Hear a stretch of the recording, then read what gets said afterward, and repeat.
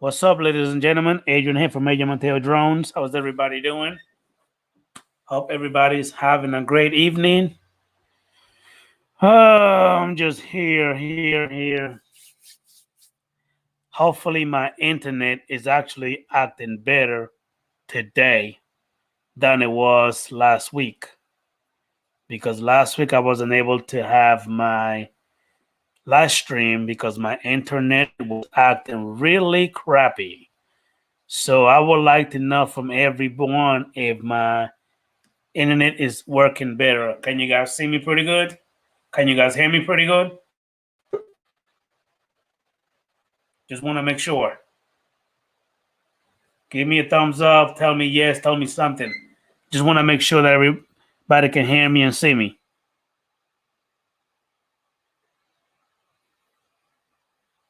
What's going on, Jody, John Shots? How you doing, man? Hey, Brent Lonely, how you doing, Chief? Thank you for coming in, buddy.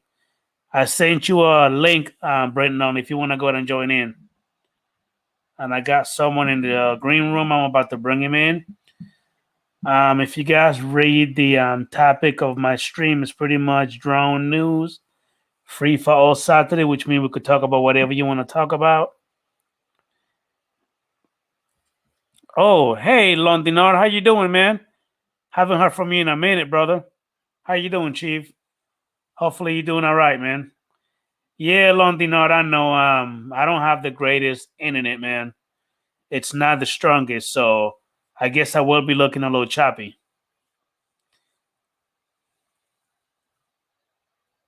But hopefully it's better than what it normally is.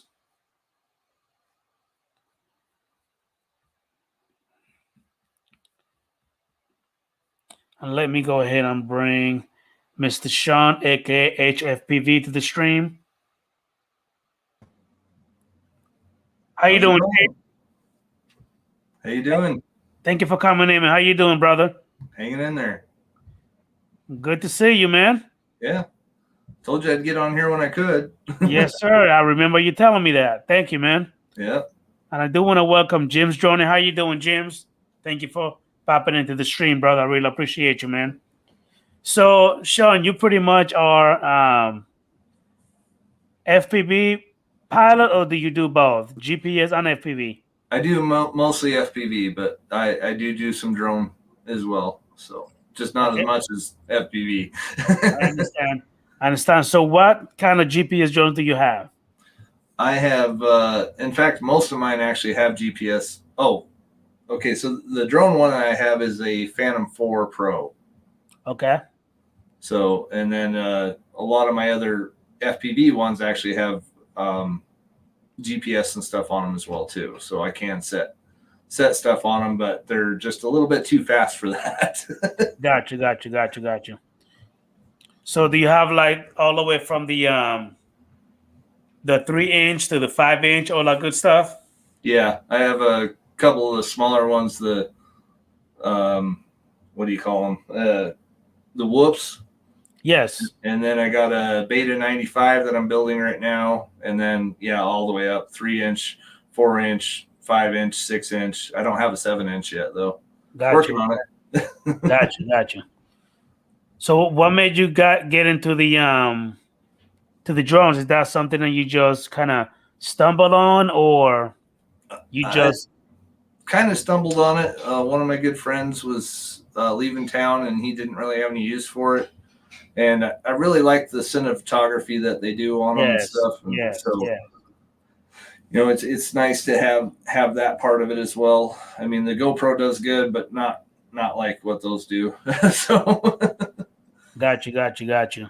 Well, me pretty much, I got into drones about a year and a half ago.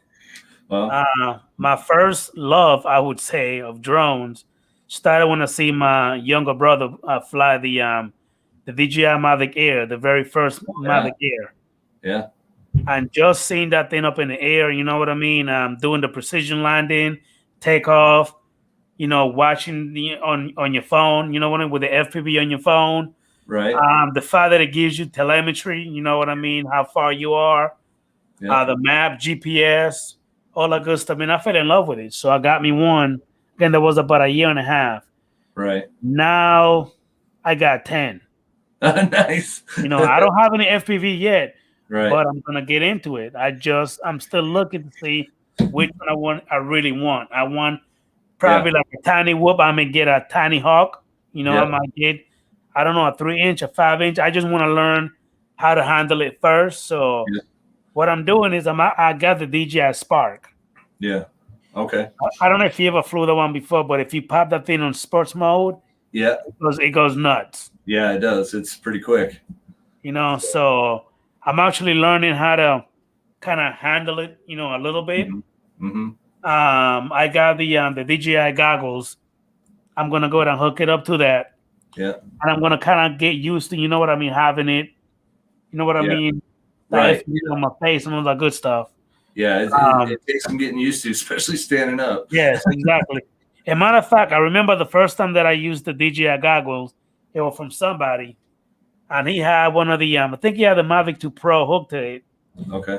I loved it, but because it was something new to me, when I sat down just watching that thing move around, I kind of, you know what I mean? I guess I kind of like got immersed into it.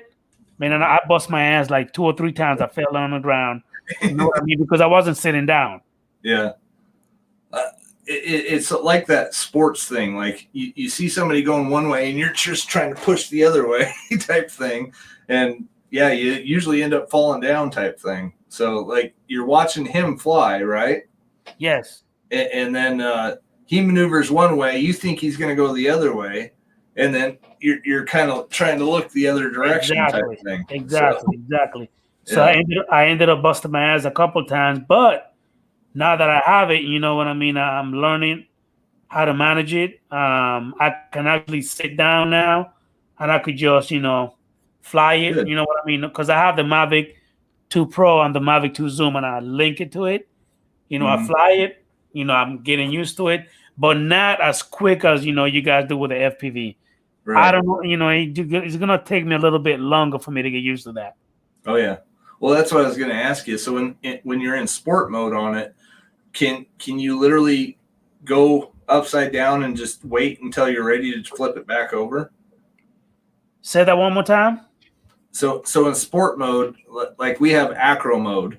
Yes. So I know a lot of times the sport mode, it gives you full functionality of moving back and forth. Yes. But can you literally like flip only halfway over so you're basically upside down falling and then flip over whenever you're ready? Not with a DJI Spark, no. Okay. As a matter of fact, I got my boy Matt all the way from Australia. He's in the green room. I'm about to bring it in. He got the Spark also. Oh, okay. Again, he also got an FPV drone. I think he can have the Tiny Hawk too, I believe. Yeah, that's what's going on, Matt? Hey, Matt. Gentlemen, I'm starting to get the hint, Sean. I sent you. You didn't come on. Well, what? I got your link. I was busy at the time. I was trying to redo my new video. I was on. That's all that matters, mate. I was on. Okay. Sean, you have to forgive him. He kind of get a little butthurt when you ignore him. Yeah. Just forgive him. It's okay. He'll be all right. Oh dear, I'm only kidding, mate. Yeah. So I finally got the second part to my PC build done. So I was trying to get that done and on YouTube and all that stuff. So it just took a while. Hang on a minute. Sean off the list. There we go. Hey now. So, hold on 1 second. I need to put this guy on mute because he just won't shut up. Hold on.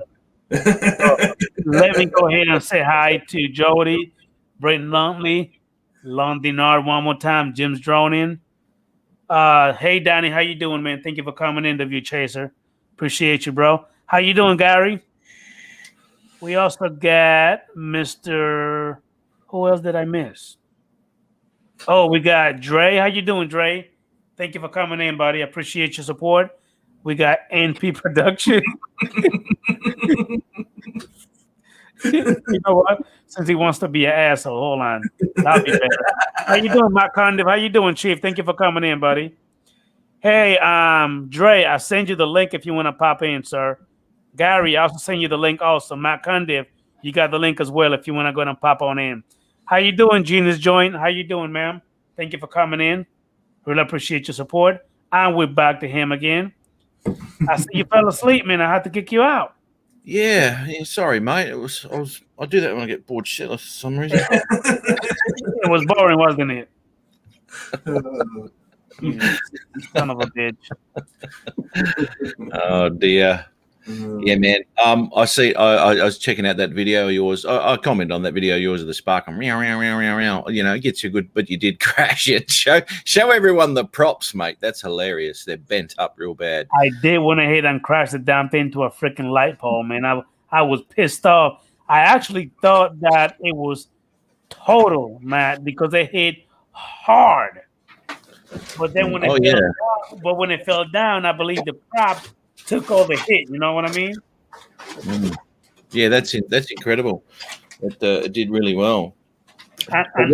And then my daughter, your best friend, told me, "Oh, Daddy, that was cool. Do it again." I like, no, I don't think so. No, I'm not about to do that again.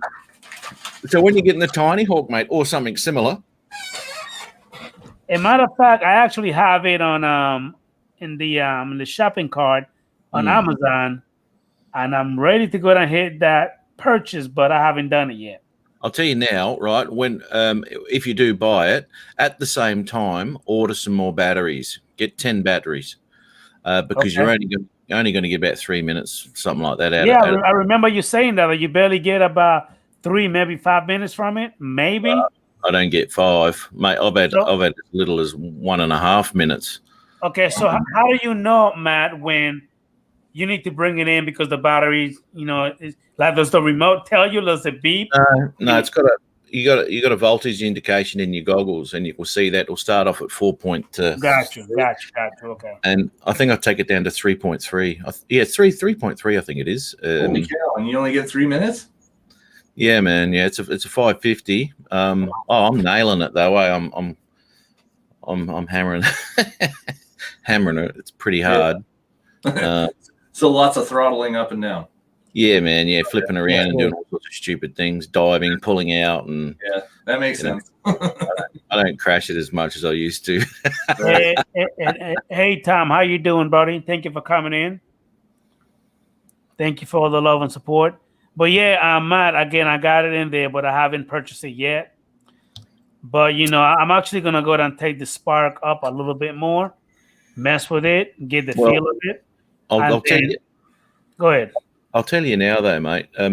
Doing that, you'll still pick the Tiny Hawk up or whatever you buy, and you won't be able to fly it because the Spark it holds its altitude, mate. Of course, yeah. And it's totally different experience. You've got to keep your throttle in and keep your altitude and all that all manually. It is a big thing. Absolutely, it is. Absolutely. But see, I'm actually, well, when it comes to the drones, it's a little different. I mean, a lot different, I would say. But I'm actually used to flying, you know what I mean, fixed wings, airplanes. So it's kind of the same thing. If you don't keep the sticks moving, that sucker's going to come down because you have that road on the elevation, So I'm used to that, but not with drones. With drones, it's a lot different. You know what I mean?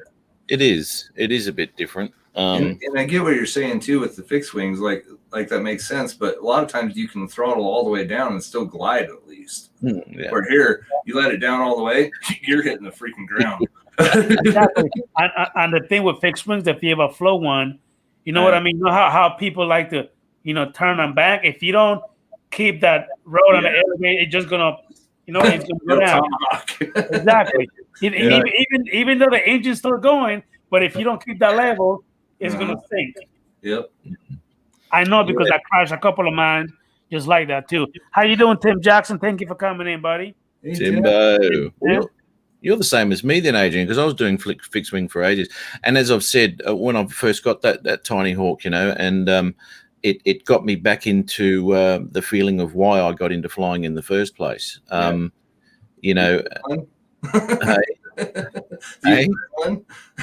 Yeah, mate. Yeah. Although it's a little. This tiny hawk has taken the punishment, whereas when I was learning how to fly fixed wing, they don't take the punishment. Yeah, right. They fall apart. Yeah, a little bit. Hey, you know what? Hey, Tim, I'm about to send you the link if you could be able to come in. Andre, I understand that you will be on maybe next week. I'll see you next weekend, man. But anyway, Matt, actually, you've been meaning to have somebody on your stream, and he never made it. You know what I mean? But I tell you what, he actually came to my stream. His name is Edge FPV, aka Sean. There he is, right there. Oh, don't give him any crap about it. I'm just saying. And you know what, Sean? He did the same bullshit because this girl called Maggie came to my stream, but not his. He gets butt hurt. He gets butt hurt. That's just the way he is. I'm sorry, Matt. Look, well, obviously, Adrian. So like I said, he get butt hurt, like aka booty hurt. That's how he gets, Sean. You never let me finish, do you? Because you know I'm going to slam you. No, I will not, because you talk a lot of shit. No, well, I will say this though. It's obvious to me that well, I don't pay anybody to come on my show. They come on my show because they want to. Handing out checks every week, mate, just to get people on your show. God, it's a bit low. Hey, watch your mouth. Don't tell everybody. I'm sure mine's coming in the mail. No, the hell it ain't. Takes a while to get to Australia. Hey, Tim Jackson, check your email. What's Jacko put up there? He got a new chair. So Matt and Adrian, I'm not sure if you've actually seen these in FPV yet or not, but so all your guys' props and stuff do this, but what FPV ones that do it too. There you go. But see, I actually got the carbon fiber ones, the Tria blade for my Mavic 2 Pro and my Mavic 2 Zoom, and them things. For the first time I seen it, I thought it was. Wait a minute, I think it's just bullshit. That's not true. Yeah. But then I bought him because Matt knows that I love props. Man, I got a shitload of props for every single one of my joints, all different colors, all different types. Yeah, I got a whole bunch of accessories for every single one of them, and those my props, those man, they work amazing. Oh yeah, well you gotta try them on everything you can, and nice part about these is like if you're flying close to trees, then you don't have to worry about the scraggle as much. So you hit it, you just keep going. Yeah.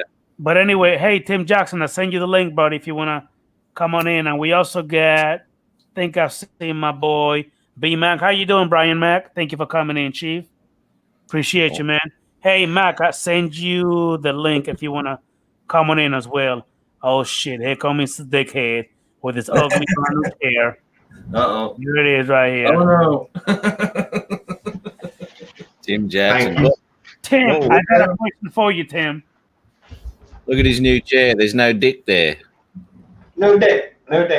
He got rid of the cock chair. That's not good. What Tim, I got a question for you, Tim. Now what is he going to sit on? Hello. Good to see you, Sean. I love you, man. Mr. Jackson, I got a question for you. Yes, sir. What do you call your drone? Drone? No, it's a DJI what? DJI what? Oh, Maverick. A what? Maverick. A what? Oh, for fuck's sake. Because I don't even know. It out when I said that. Dude, listen. It's not a Maverick, it's a Mavic. Yeah, Maverick. That's what I said. It's not the gas station, it's the quad. It's not the Nissan Patrol lookalike. I believe he got a speech impediment, I believe. They got me out of my comfort zone that day. Oh my god. Yeah, it was pretty early. He had brain fog. Scared shitless. Absolutely. I mean, the first time you flew over water, mate, and that was a big thing for you. I mean, I was the same. Not as scared. I was you were anyway, but it was You flying over? It's going that way. Send it. Oh, I'll send it. Hey, did you see that video that Tim Devine did with the drone hits man? Oh, really? No, not yet. No. Oh, well, where's Tim? Let me check it out. Oh, look, can I? This is going to be one of his. He's going to do a shorts video, right? And it's got this title, "Drone Hits Man." Now, there's no lying about it, right? Drone runs into a bloke, it hits a man. What I'll do is I'll share it just quickly. Okay. And this is probably the quintessential thing that all these clickbait bloody shorts videos do. Where are we? Hey, Londinar, send me an email if you want to come into the stream, man. Hey, how you doing, Mike Kenny? Thank you for coming in, buddy. Hey, Matt Condiv, I send you a link if you want to pop on in, sir. Did Lon just say that the FPV has the quick release props? Wow. There you go. Yeah, they have them. They're here. You're crap. Really? Oh. All right. Coming in a package of 3. You got to put them together. What's going on, Mr. Night Train, Mike? How you doing, Chief? Thank you for coming in, man. Yeah, that's crap. Oh, wow. Would that be better or worse on FPV, though? Well, so they say that these are probably the best for flying around trees.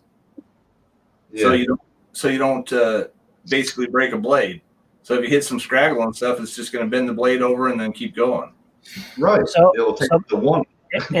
Hey, Matt, no music, all right? No music. Go ahead. I don't think there's not really music to it, mate. It's just play the video. All right, go ahead. Jesus.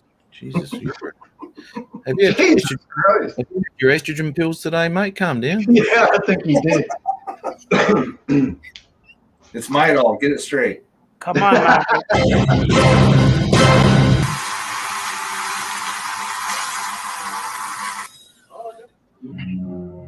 Shit. This was funny as hell. Hey,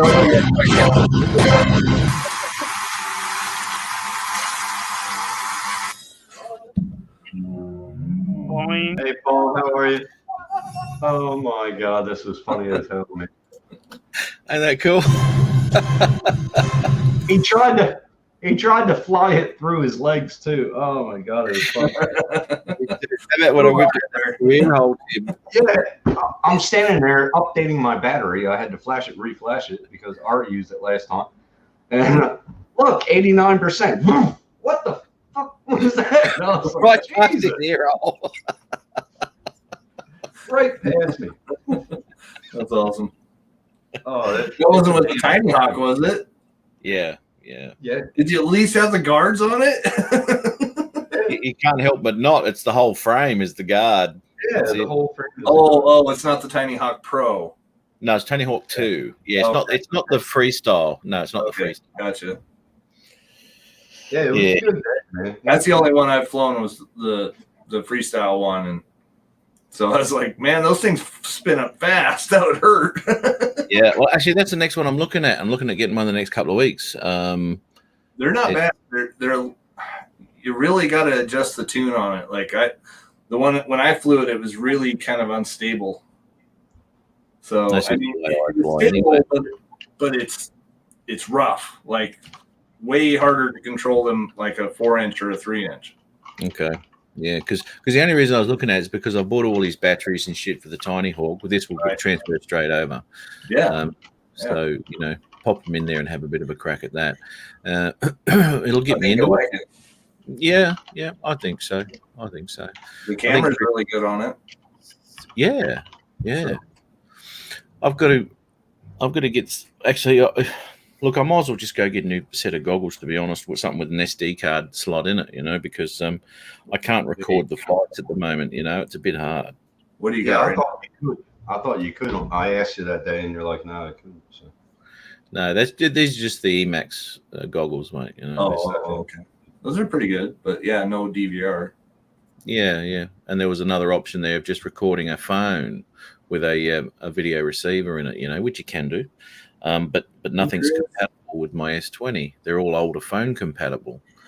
I mean, I've got an S4, but if I'm going to spend money, I might as well just bloody go get some more goggles, Right. Do something like that. All right. How are you doing, Mr. Paul Murray? How you doing, man? Thank you for coming in, brother. We got Mr. Chris Hope. How you doing, Chris Hope? Chris Hope. It's good to see Thank you Chris for coming in, sir. Hey, Mike. LOL Room Master. What the fuck? Okay, whatever. That'd be Tim. Yeah. Jesus. Hey, Mike, Night Train. Damn it. I don't know, man. I think I did lose your damn email. Like I couldn't find my email for a while. Email me again, man.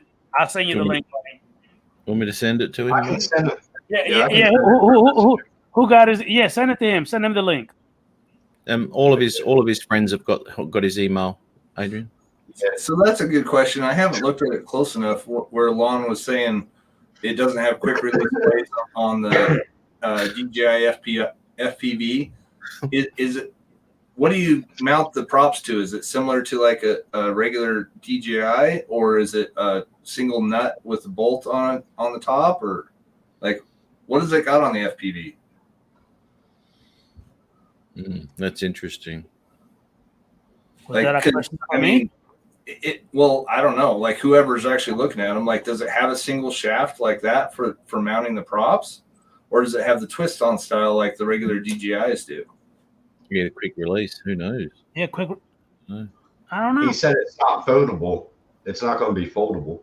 Well, yeah, but what I was saying, like you can get these in a 6-inch or 7-inch too, if it has the single shaft in the middle where you do a nut on the top of it, then you could probably use these for the breakaways. Mm-hmm. How would? Go ahead, let it out. I'm just trying to think of a situation. Let it out, you wanker. Do you hear that shit? Jesus. I don't even say wanker that much when I'm over here. Come on, ma, for fuck's sakes, let it out. Listen to this, right? And I'll start talking about three words into the sentence. He'll switch off. Yep. I see you changed his hat too. It's not curved no more. And we had the curved one on. I think that was Rodney's cap that was curved. He had no choice. I say, Rodney, I'm surprised he hasn't got an iron to the brim of it. Go ahead and go. Talk. Sat on it for a while. How you doing, Mr. Night Train? How you doing, man? Hey, Mike. Yes, again. Hold on. One at a time, please. One at a time. I got too many buttons open. Hold on. Yeah, that's what she said. Is that drone? Oh no, I did have it muted. Okay. I thought I had an echo going already. I was like, uh-oh. Okay. I did have it muted. Hey, Mike, you gotta do me a favor, okay? Huh. You know your microphone is extremely powerful, so relax a I'm little whispering, bit, okay? bro. I'm really whispering. He's not even talking. It's Mike Envy. That's why he's got his up in his face. Yeah. Mike finally got a good microphone. He didn't need one, trust me. He didn't need one. Oh my God! Yeah. It's Tim Jackson's fault. Didn't he send money? There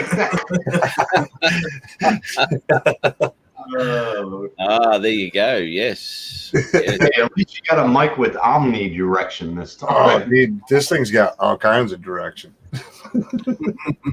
That's what she said. Yeah, she ain't complained a bit. I bet she didn't. You can come at Hey, from Mike. all angles. Oh, nice. Upgrade springs. Yeah, I got it for the 3V2. You get the bigger dials too? Yes. Nice. Yeah, them bigger wheels are so nice. Oh, they're just easier. It's just Yeah. You can just barely run it with your finger instead of having to grab it and turn it. Yeah. Yep. Recovery. Relax, Sparky. Yeah. I love that shit. Oh my god. I think you're referring about me. He told me to calm down. I think so. Because you've used that term frequently over the last month or so. But see, I mean, think about it, man. It's just that sometimes you get into your goddamn long fucking story. Just get on with it. Just get to the point. Just trying to run a show here, Matt. You know what I mean? Thank you, Mike. You know what? This is the first time that you ever been on my side. Thank you, Mike. Thank you. Yeah, he wasn't having a go. I'm trying to run a show here. Not at all. For fuck's sakes. I can smell there's sarcasm in the air somewhere. Here we go. Smell like bullshit around here. Yes. At least you can't take this camera with you, mate. Hey, did I tell you that my daughter's a karate champ? Don't make me happy. You know what? Never mind. She says she loves you anyway. Never mind. She's your friend. No, she rang me and she got that, and I was quite proud of her. And I told her all about it. It was good. This is a 3-inch frame. How long did that take, Mike? This is like 2 hours of printing for a 3-inch nano frame. So it's supposed to fit an all-in-one board and it run a 3-inch prop, nano camera, 3D printed. Do you think it's going to work? I'm going to give it a shot, man. PLA? Just download it. Yeah, PLA. There's a post on Facebook going around about it and whatnot. I was checking it out and I saw the print posted on Thingiverse in the chat, and I was like, I'm going to have to look at it.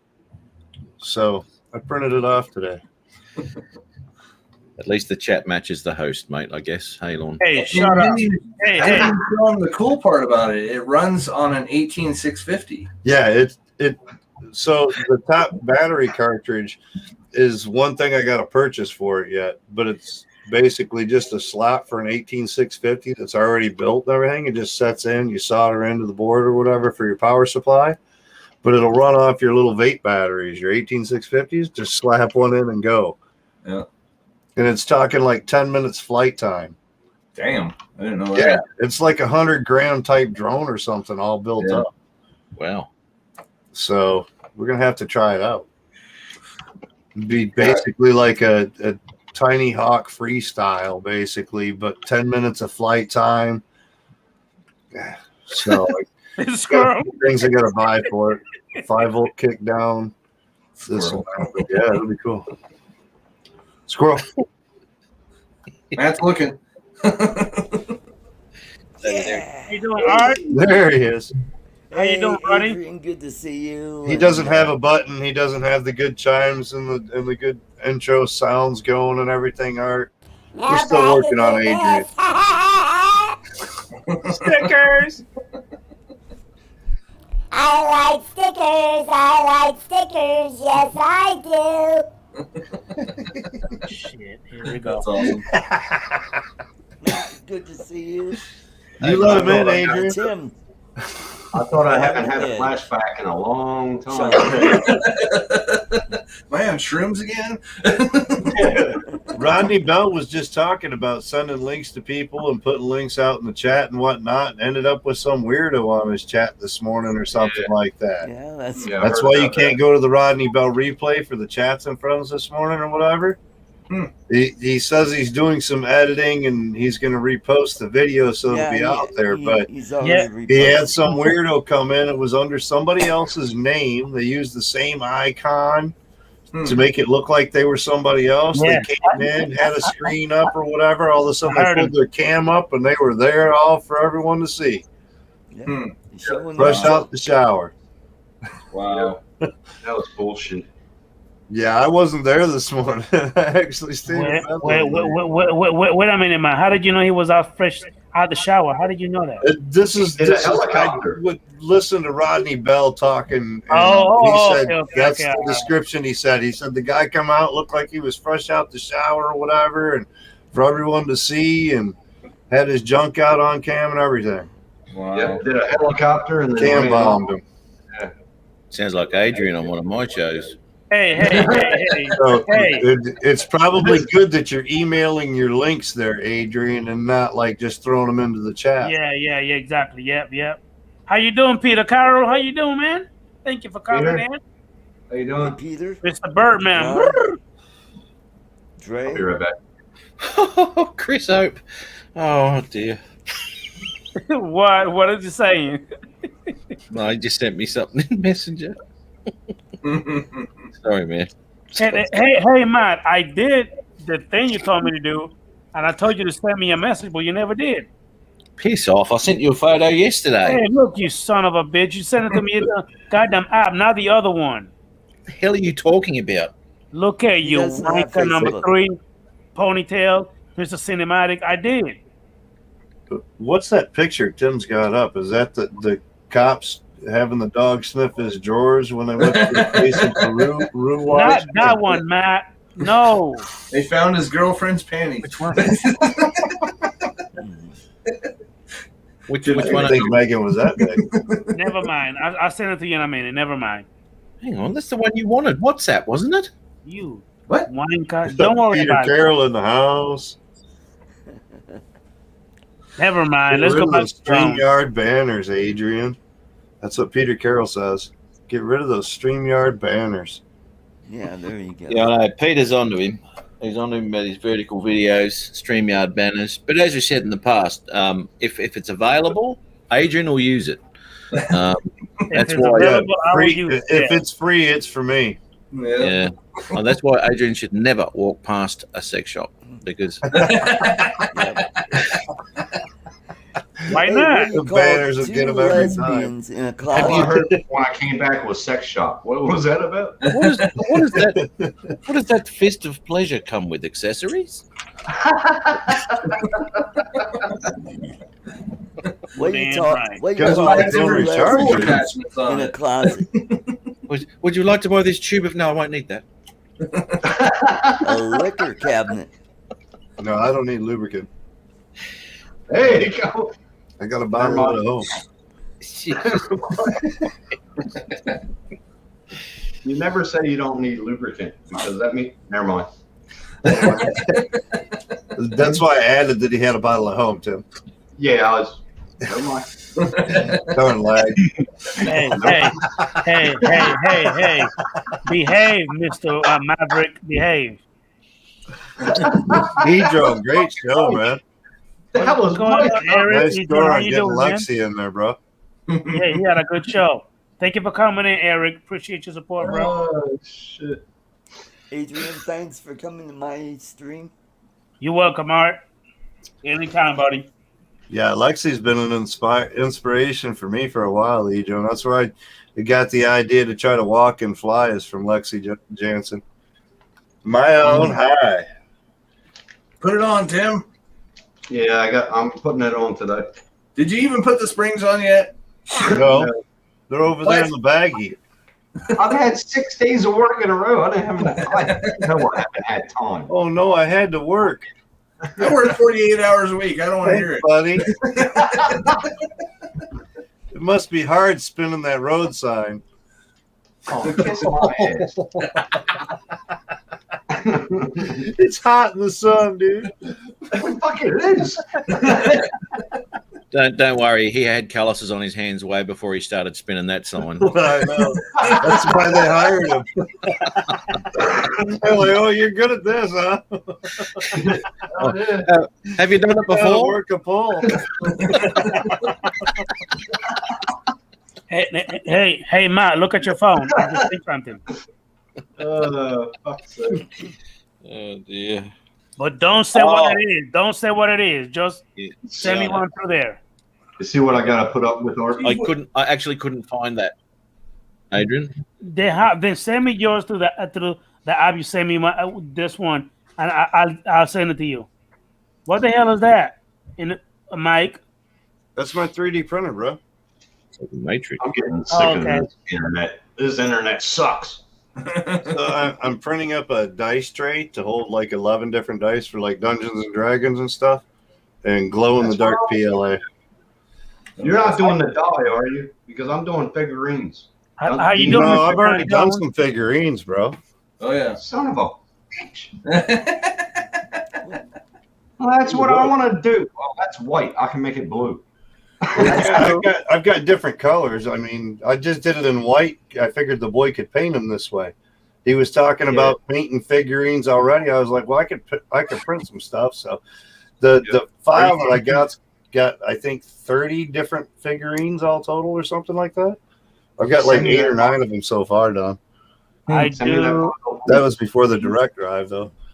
I Send do me want that to welcome file. Don Jones. Hey, Don Jones, thank you for coming in, buddy. Appreciate your support, man. Adrian, thank you for hitting that like button. Thank you, sir. Have you done the die set, Mike? Yeah, What the hell is that? that's a joint roller.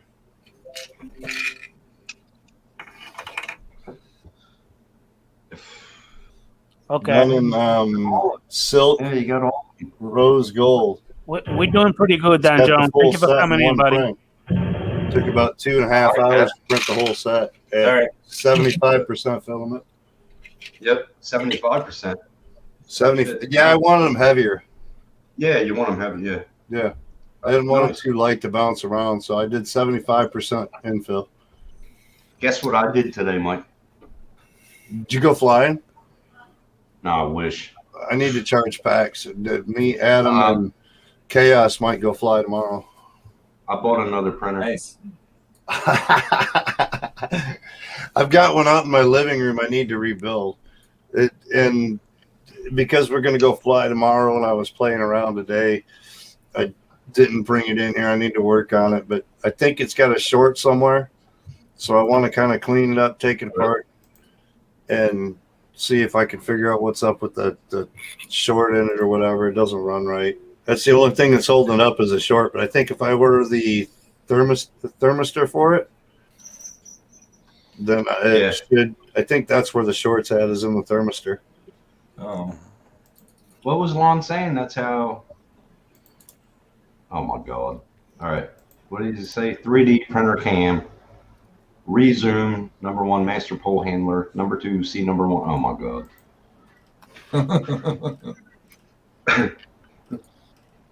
Trying to look for So I bought the CR6 SE today. Oh, isn't it? I thought that was the one that you won. No. Mike, tell me that again, Mike. What one did you win? The 8S. It's a piece of crap. So it's a funnel on top, Adrian, and then it holds the cone into the little stand. Okay, got it. Okay. So for your, let me see, it's for your raw cones. Okay, got you. Okay.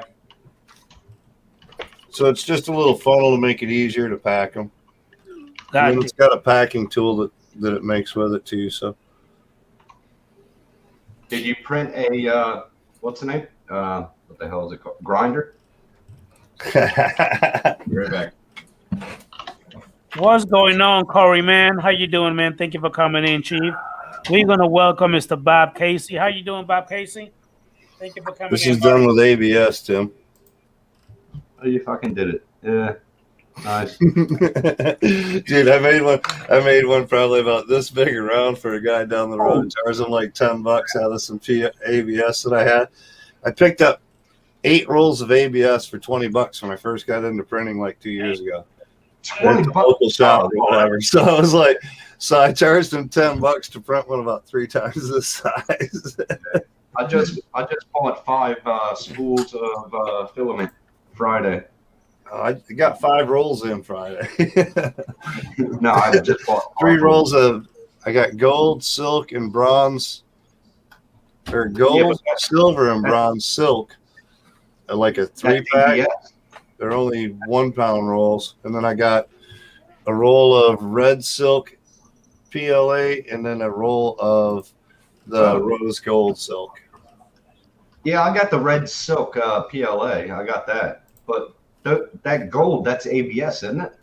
No, the gold was done in PLA. It's gold silk PLA. I can't find Dude, that. I've got like 7 or 8 rolls of gold silk or silk colors right now. I'm loving the silk PLAs. They're just real shiny and nice prints. I want the rainbow PLA, but I can't find it.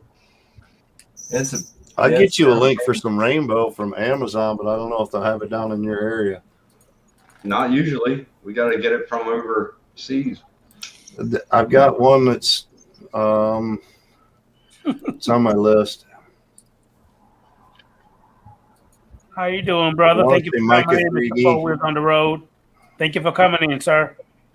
Hello, 4 Wheels on the Road. We missed you last weekend. Hey, Mike and Tim, I think this is for you guys from Don Jones. What kind of 3D printers do you guys use? I'm rocking 2 Ender 5 Pros. Holy shit. With direct drive and all metal hot ends and a 3V2 with a few mods. Nice. Well, I got a 3V2. I got a CR10V2. I got a Adventure. But damn, he's kicking it. 5 Pros. That's the one we were talking about, wasn't it, Sean? The Ender 5 Pro? Yeah. Because it's the cage around it, full cage. Yeah, the whole cage. Well, the top is left open. I can't find you, Adrian. Hey, right Mike. there, I mean, Tim, that's for you. Do you have Micro Center near you, dude? They carry silk. No, I don't have Micro Center. I'm in Australia.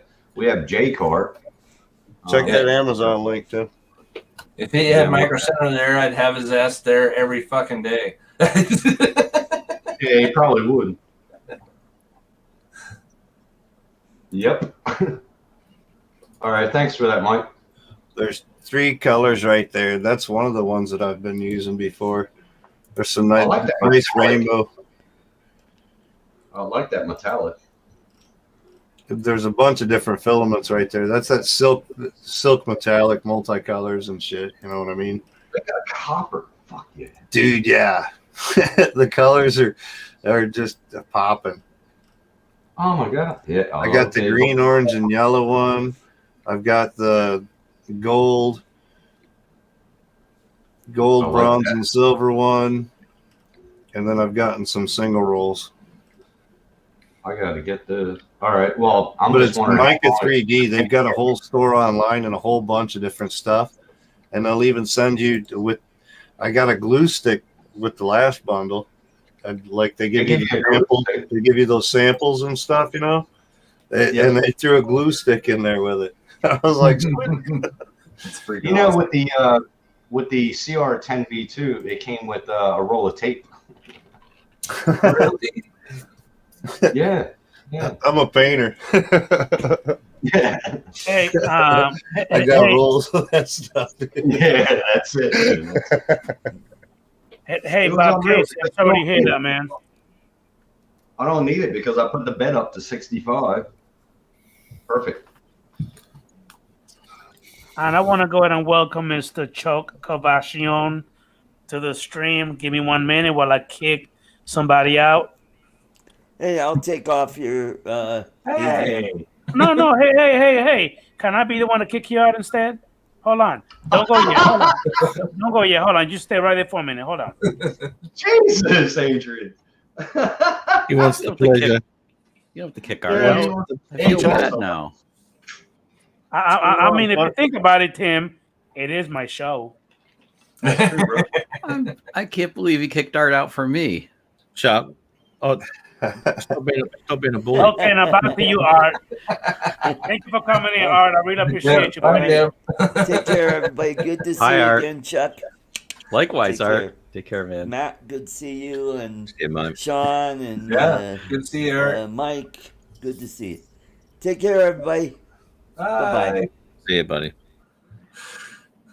Okay, and now we're back to Mr. Dickhead. With the I think I'd rather be called Dick Chair. Oh, you see his new chair, Michael? Yeah, I did Hey? see that. Got rid of the penis. Yeah, that's probably a pain in the butt with that Sharpie marker, you know. It was a pain in the butt with a penis chair. You had to sit on it. It's been nothing but trouble ever since he got it. It has. It took him 3 days to put it together, and then when he did get it together, it was a dick. So we spent the extra money this time and bought one assembled. That's why it again. That's why it was $500. It was pretty put together. I've been seeing it on Facebook because when you say, "Oh, you want a chair," and Facebook will bring up reminders and shit.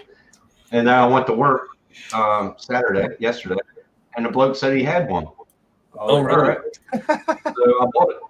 Nice. Yeah, nice, man. Oh, that's good. Where is the fickled fated chair? Hey, Matt, I just sent it to your phone. He stuffed it in the closet so nobody'd see it. Don't worry, Tim's always in that closet, I'm guessing. What the? Well, it was all about Dick there anyways. I mean, it was appropriate. Did you get it, Matt? Yes, mate. Yes, I did. Oh my god! Sorry, mate. I'll just go. Oh, come on, share it around, Adrian. Okay. Hey, to answer Bob Casey, I do not have the Master S screw on my Mavic Air 2. I've been hearing that those props are not too good right now, so I don't know. I don't know what to tell you. I know that I have them on the Mavic Air 1 and they work perfectly, but I don't have them on the Mavic Air 2. So I've heard some really bad stories about really bad stories about those. Yes. The Phantom took it right out of the sky and killed the Phantom. Wow. Take them off. Yeah. Oh yeah, that was Al. Al. Yeah, but I thought they. Sorry. No good. I thought they rectified It's the Air 2 props, didn't they? It's all Well, yeah, the Air 2 got a V2. V2 come out.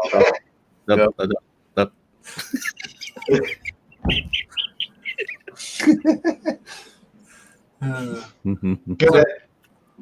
So Adrian, you were talking about before about how the telemetry and stuff got you addicted to drones.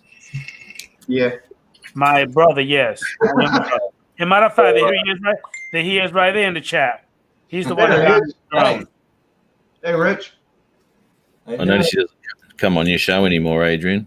Yeah, he real busy, man. He work a lot, so he likes to keep it in the real world. Yeah, I was. he's got a persona to maintain. Yeah, He doesn't want people to see him here. Starting to lose business. Real quick, hang on. He's like, oh man, they might see me on that show. Yeah, he lost some of his business through this show. Next thing you know, I'm getting the shit work. And anyway, that is true. He got me addicted to drones. Addiction is a bitch. Yes, it is. Can be You got the expensive. drones. I'm getting the printers. Don't get a 3D printer. No. Once you get addicted, Another addiction. it's Oh, endless. I suppose I to got get an into FP, 3D you gotta printing have it. because of FPV. I got into 3D printing. And now I spend like the whole winter. I haven't even really flown. I've been printing. That's what I thought. I thought those two go hand in hand. Hey, wait a minute, guys. I mean, Matt, damn it, man. That's a little too much, buddy. Jesus. My internet went down. Yeah, I was wondering what happened. It just went. By the way, hey, Dan Jones, I actually got one on the shopping cart in Amazon, so I think I'm gonna go ahead and get it. Get what? Tiny Hawk? I'm gonna get a Tiny Hawk. Nice. You got the whole kit going? Which one? I mean, the one that I'm looking at is ready to fly, so I'm assuming it comes Is with it the everything. bundle with goggles and everything, though? Yes, ready to fly. Yes. It is. It is 2 though, isn't it? Tiny Hawk 2. Is it the 2 Yes, or the Tiny 1? Hawk too. Okay, right. As long as it's got the adjustable camera. Get the higher KV motors if you do. If it's got an option, get the higher KV motors. Yeah. Oh man, This is I just just bought too the Air One. I just bought the Air One off of Hugh Asgard Studios. I bought his. I chatted to him last night about that. Yeah. Hey, what's going on, Mr. Mike B, aka the Drone Ranger? How you doing, Chief? Thank you for coming in. Hey, Mike, I send you the link if you want to go ahead and join, buddy. Yeah. Now, Adrian, what are your help thoughts you? on the Air One? What is your thoughts on there? I heard Matt's. Matt told me his thoughts. What do you reckon about it? You got it, right? Say that one more time, Mr. Maverick. Slowly. I didn't hear you. Okay.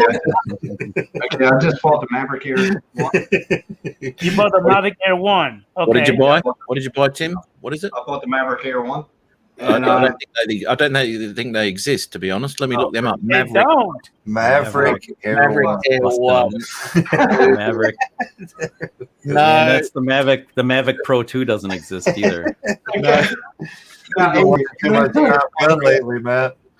Hey, Matt, I just did a Google search. I did a Google search for the DJI Maverick Air 1. It does not exist. Came up with a car, didn't Adrian, that serious look on his face.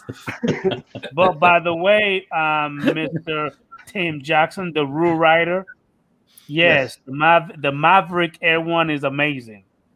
it is. Yeah. I mean, I like the design. You know what I mean? I really do.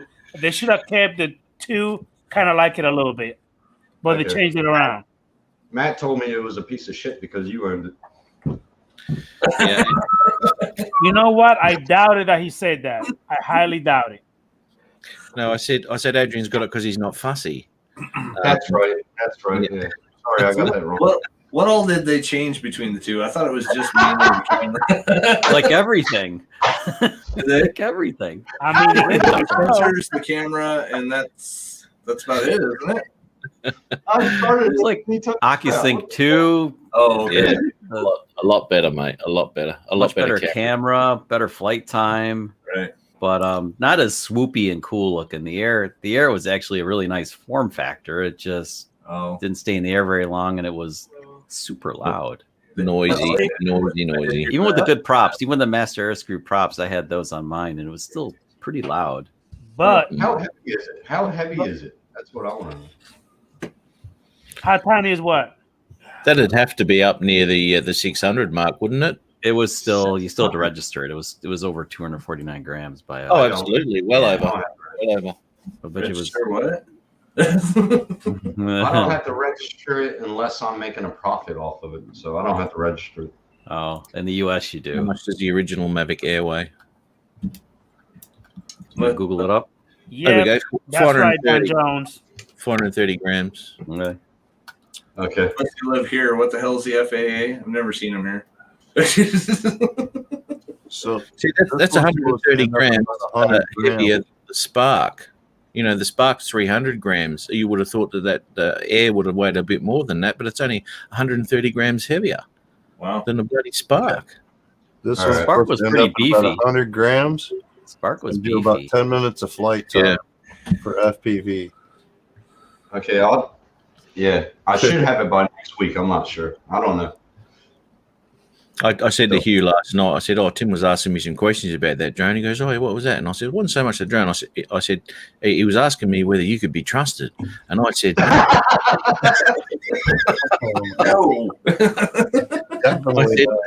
I said, I told him that it wouldn't fly when it arrived. The only thing I do have to get is the adapter for American to Australian. The plug. Oh, yeah. That's all I got to get.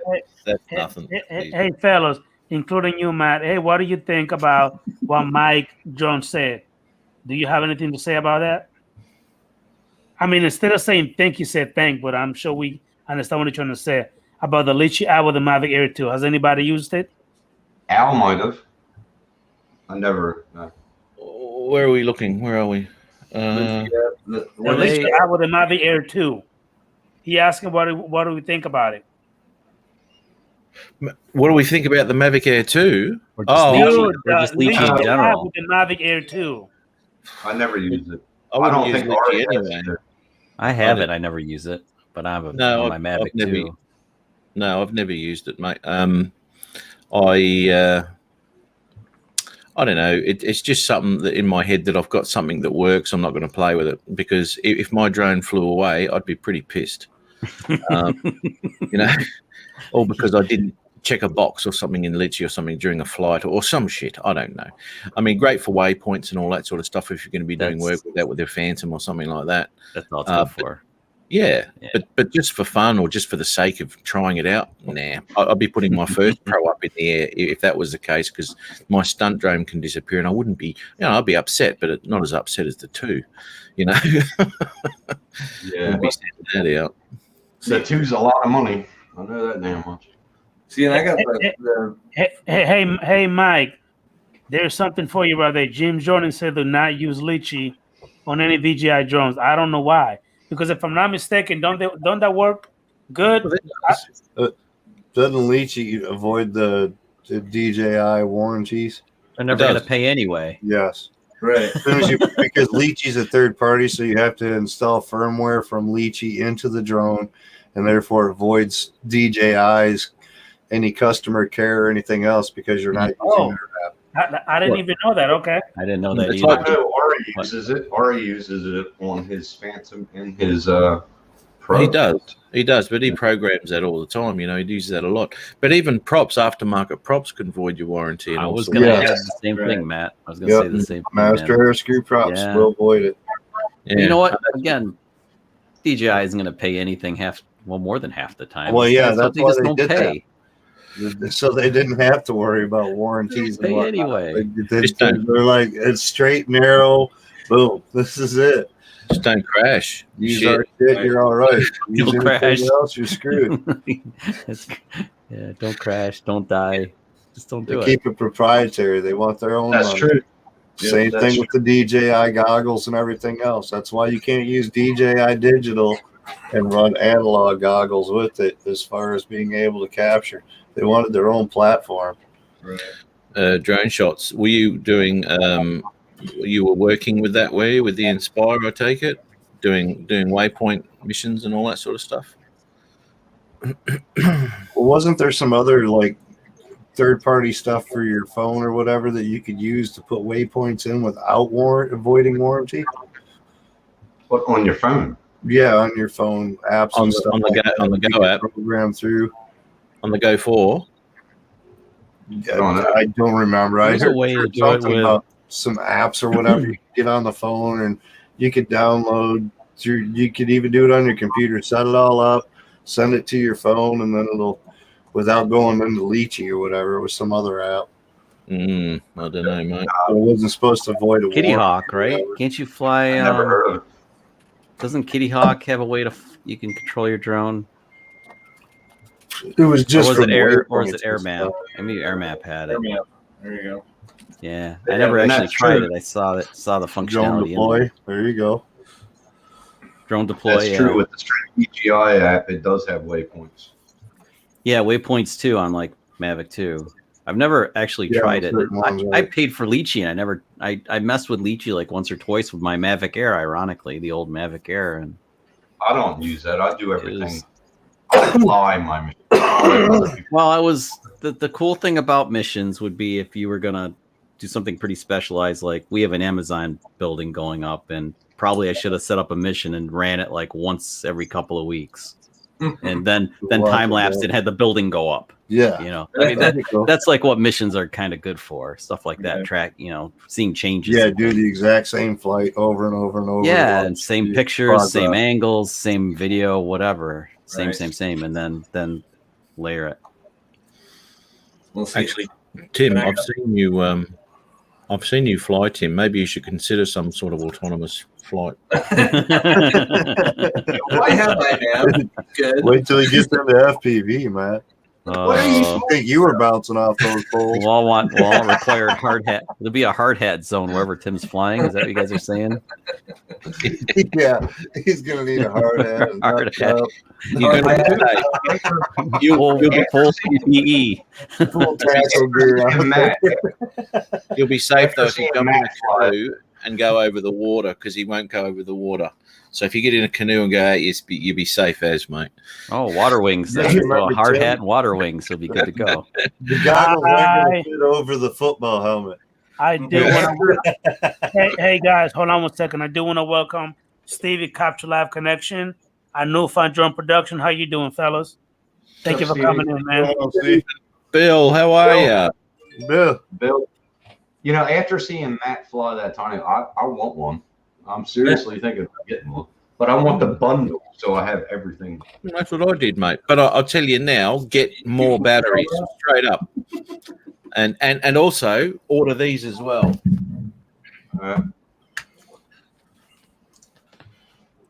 Order a couple of those. Some more batteries. Okay. All right. So Nice. get another 10 batteries. Get a couple of those. They take 6. So get a couple of them. It'll come with one that'll only do 2 at a time. It'll come with 2 batteries. There'll be a 2S that'll only plug into the larger socket, and a 1S as well. But they'll only come with the 2 batteries. So you'll be really pissed if you don't get more batteries, because those things will be over in 5 minutes, and you'll be packing up and going home. Yeah. So, Buy so lots of batteries. Nice. What the hell is that? So your batteries go dead? That's Edge putting on audio for switches. You're crazy. You're funny as hell. Sean. That's pretty neat, man. That is. I had one that was programmed, so every time I flipped the switch on my radio, it would sing that sound. Oh, yeah. That was the right I want to show you all some stuff. Oh, yeah, that was the right button.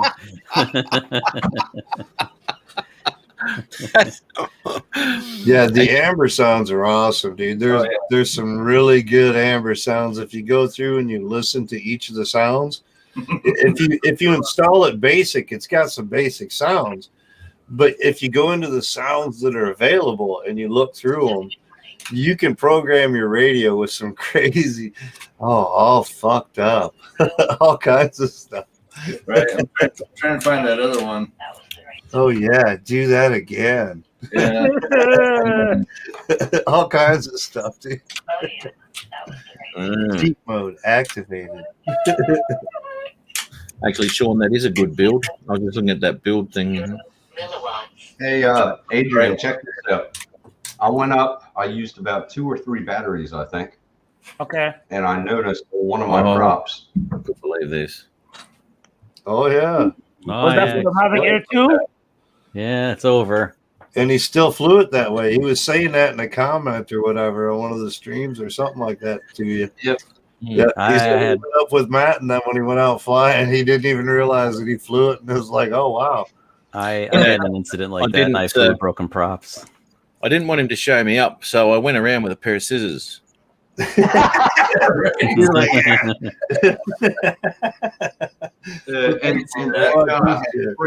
had 3 or 4 props in my case. So.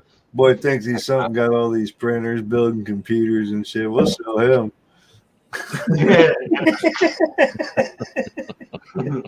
I couldn't believe it though. I flew 2 or 3 batteries with that like that. No shuttering, no Stevie. So what I mean, you didn't even notice the drone doing a little, you know what I mean, toilet bowling or nothing? Nothing. Not with do no fluttering, no nothing. Not with I an injury smacked like that. I smacked a tree and do you not check the props before you fly, Tim? I did. I checked the props before I did, but I didn't check, how you feel it. Right, Jody? It doesn't matter. Just cut them all the same. That way they're balanced. nice. And then I was changing. Hey guys, this is something that I actually learned from Dre also. I'll do this right here. I always check the price for, peels, crabs, chips, everything. I go like that. I go like that usually. But I'll tell you what, you try to fly a big bird with something like that, like a matrice or something like that. Try to sign that up with a prop like that, and you'll be hit, dude. Yeah. That thing come right out the sky with lots of damage. Yeah, FPV is a little different there, Edge. No, it isn't. Come on. Especially if you got flight one, it's supposed to handle it, right? Right. Well, they have 3 blades. You can lose one. Oh, it scared the shit Dude, out of I've me. flown back with like 2 blades off my drone a couple of times. Is that the theory, Chuck? No. No. No, I did That just means bump you're a tree trying, with huh? my Mavic 2 though back in the fall, and the master air screw props got pretty tore up. Yeah. One was broken, the tip was broken off, and I was split just like Holy you crap! guys showed, and I still flew it to finish my job, and Yeah. so it actually took off kind of funny. It took off like it shook, and then it leveled. Then it like I don't know Sorted if itself out. then it's worked itself out, and it flew fine. But it was I was like, please hold together, please hold together. Let me get this done. Please don't Yeah, crash I know. again. Yeah. It was- Yeah, you don't. It's a bit of a worry. But this when Tim checked his, he was just about to fly over the dam, so he just thought he'd give his props a bit of a check. He goes, "Matty, check this shit out." I looked and said, "Oh shit!" Yeah. And this would have been his first time over water. If his prop let go, that would have been the end of it. Oh, that would have been sad too. Yeah. It'd be be like seeing a shark in the sea. You'll never swim in the sea again. No, it'd be That's still No. a good prop, Mike. Right? It's a bucket full of beat up props, bro. oh wow, check that out. That's how I started throwing them all away, but I was gonna make them like everybody's using them for like putting them together and making these cool lights and stuff for their room. So I kept it, but it's mostly like greens and stuff, which is my favorite color. So, but yeah, it's all broken props. Favorite Yeah, crash true. color. by the looks of it. Trash can color. Oh, It is. did he lose a Mavic 2 over the water? 4 wheels God, on the ground. Did you hear that? He said Mavic. He did. Oh, Yes. that's sad. Oh, that sucks. Did I say Mavic? Oh shit. He did say Mavic. Well done. Well done. You're starting to learn. What's the deal coming to? Oh, you know what? I still haven't got the story of that, of how he lost his Mavic over the water. That would have been interesting. And where was it? So, hey, 4 wheels on the road. How did you lose it? Let us know. Might want to know. Might want to know every goddamn thing. Should No, have. I do the Wants same to know. thing, Dre. I do the same thing, Dre. It's always in my case. I always got spare props. Always. Yeah. All right. Now, Tim Jackson, this is for you. What? I lost a Maverick Pro in the fuck. So You I would lost have killed it. myself. Not killed Like how myself, that but receiver comes off their edge. Hey, From Tim the Jackson. A Dude. Maverick Straw Pro tubes. do not exist. yeah, Maverick Pro. Right? Yeah, Maverick Pro. Yep. I 4 Wheels has just bought one up here. So that was his Mavic 2. Now we've all heard about the Mavic 2 swelling battery bullshit in that batch that was brought out between August and September in 2018. It'd be interesting to know the dates on those batteries because obviously you've still got batteries from that kit. Interesting. So that would have swollen up in flight and the batteries popped out. Oh man, I'm gonna check haven't mine had because one mine. battery swell yet. I haven't Yeah, I don't had wanna one jinx battery myself. swell. I don't want. None. I don't want to jinx myself, but my Mavic 2 was purchased in like September of 2018, and I'm gonna knock on wood, but nope, no worries yet. There's been some issues, man, with that batch there. Jim Boyd had all of his go, a whole lot of them. What? Really? Yeah, he did. He fought like cat and dog, and he got them back from DJI. Yes, but They he replaced had to all go 3 through a lot of batteries in shit, the new man. drone. There you go. He had to go through a lot of shit to get the batteries back, man. He did. Absolutely, he did. So he got all 3 batteries in a new drone. That's excellent. So I'm taking it. Have you still got two batteries from the old batch you've got there? Did you Me? end up with 2? No, I'm talking to 4 Wheels, mate. He's got his everything replaced. Oh yeah.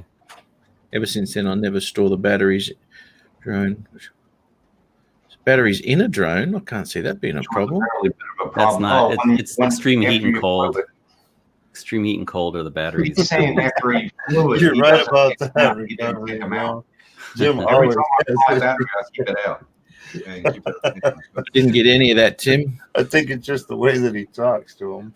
No, I said every time I fly, I take the battery out and keep it on the bench top or something. I don't, put it back in or put it away. I let it cool down. Right. Okay. That's what I think he's saying. That what happened. He kept it in and then put it away, and it swole. I don't know.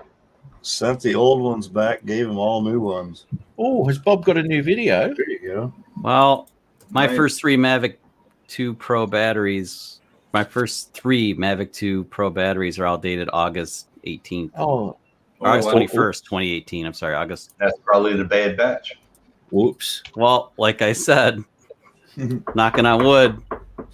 Nothing so far. Fine. Well, I'll tell you something, Chuck. I got 6 batteries, and they're all within that date range too.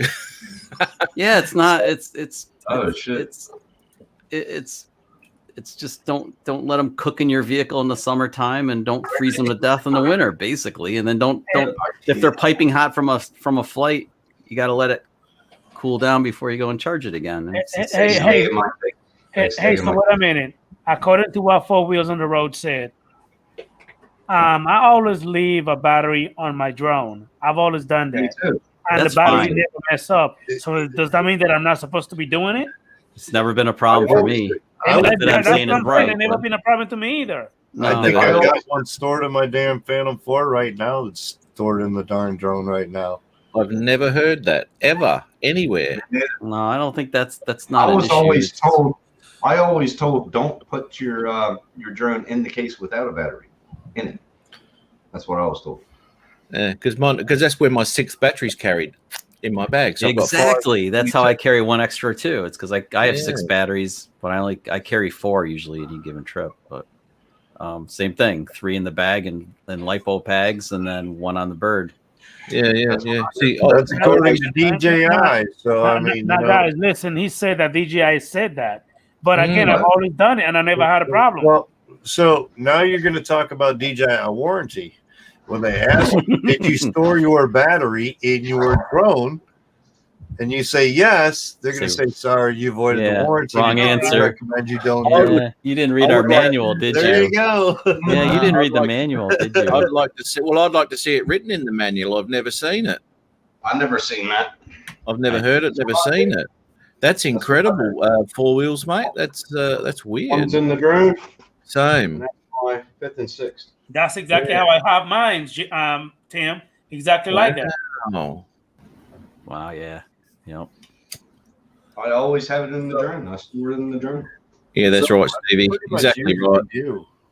So let me ask you guys this. So I have that Phantom 4 Pro. What actual benefits are there to upgrading the software on it? Because it's never been upgraded. Just And it look flies at fine. It gives you what's going to be in the upgrade. So check it out before you upgrade or update. Well, I'll tell you something, Sean. I haven't updated my Mavic or my Mavic Pro or the Mavic 2 Pro or my Spark forever. It's never done anything. It doesn't touch the internet because it's fine. It does what I want. It never fails me. Fingers crossed. So if it's working, don't fix it. You mean you never got the better what do they call it? The accurate landing. What's it called? Precise landing. Thank you. On the Pro 2. Yeah, you never got that because without a firmware update, you wouldn't have gotten that. Yeah. Okay. Well, I bought this drone secondhand, right? And it had done. I bought that 12 months ago, so he may have done that. It doesn't. Yeah. It always comes. I don't think firmware updates are a problem at all. I've done all the firmware updates and just let everything happen. Batteries, drone, RC, whatever. Yeah, The but I battery- did that too. I did that MA Air 2 upgrade and it screwed. It started fluttering the camera. Then the next update fixed it. It's crap. I think that's why I don't like to do it. Is just because every time you go out and fly, there's a new freaking update. It's like I don't got time for this shit. Well, you don't have to be the early. You don't have to be the early adopter. You can ride it out a little You bit. always sit back, absolutely, because there have been issues with updates and people. Oh, did yours do this now? The update, and everyone's going roll it back. You know, Yeah. Just give it a couple of weeks. Watch YouTube, see what happens, and then Yeah. because they're always the ones that want to be early adopters. So, And they so jump guys, on. I have somebody in the green room. Let me go ahead and bring him in. It's Mr. Tom, aka Lens Capture. Give me 1 minute. Stevie. 1 minute. Hold on 1 second. No lens capture. Oh, lens capture, Tom. Yeah, not. How you doing, Tom? What's up, gents? How's everybody? mate, how are you? Tom, haven't seen you. How in you a doing, while, buddy? man. Everybody doing good? Good. Everybody doing all right, man. How you doing, sir? Not bad, man. Got my second shot. I'm on the other side. Nice. Okay. So did the opium work? Man, I'll tell you, that's some rest. I got to tell you, bro. Yeah, Okay, a couple of tokes, you lay out for days, bro.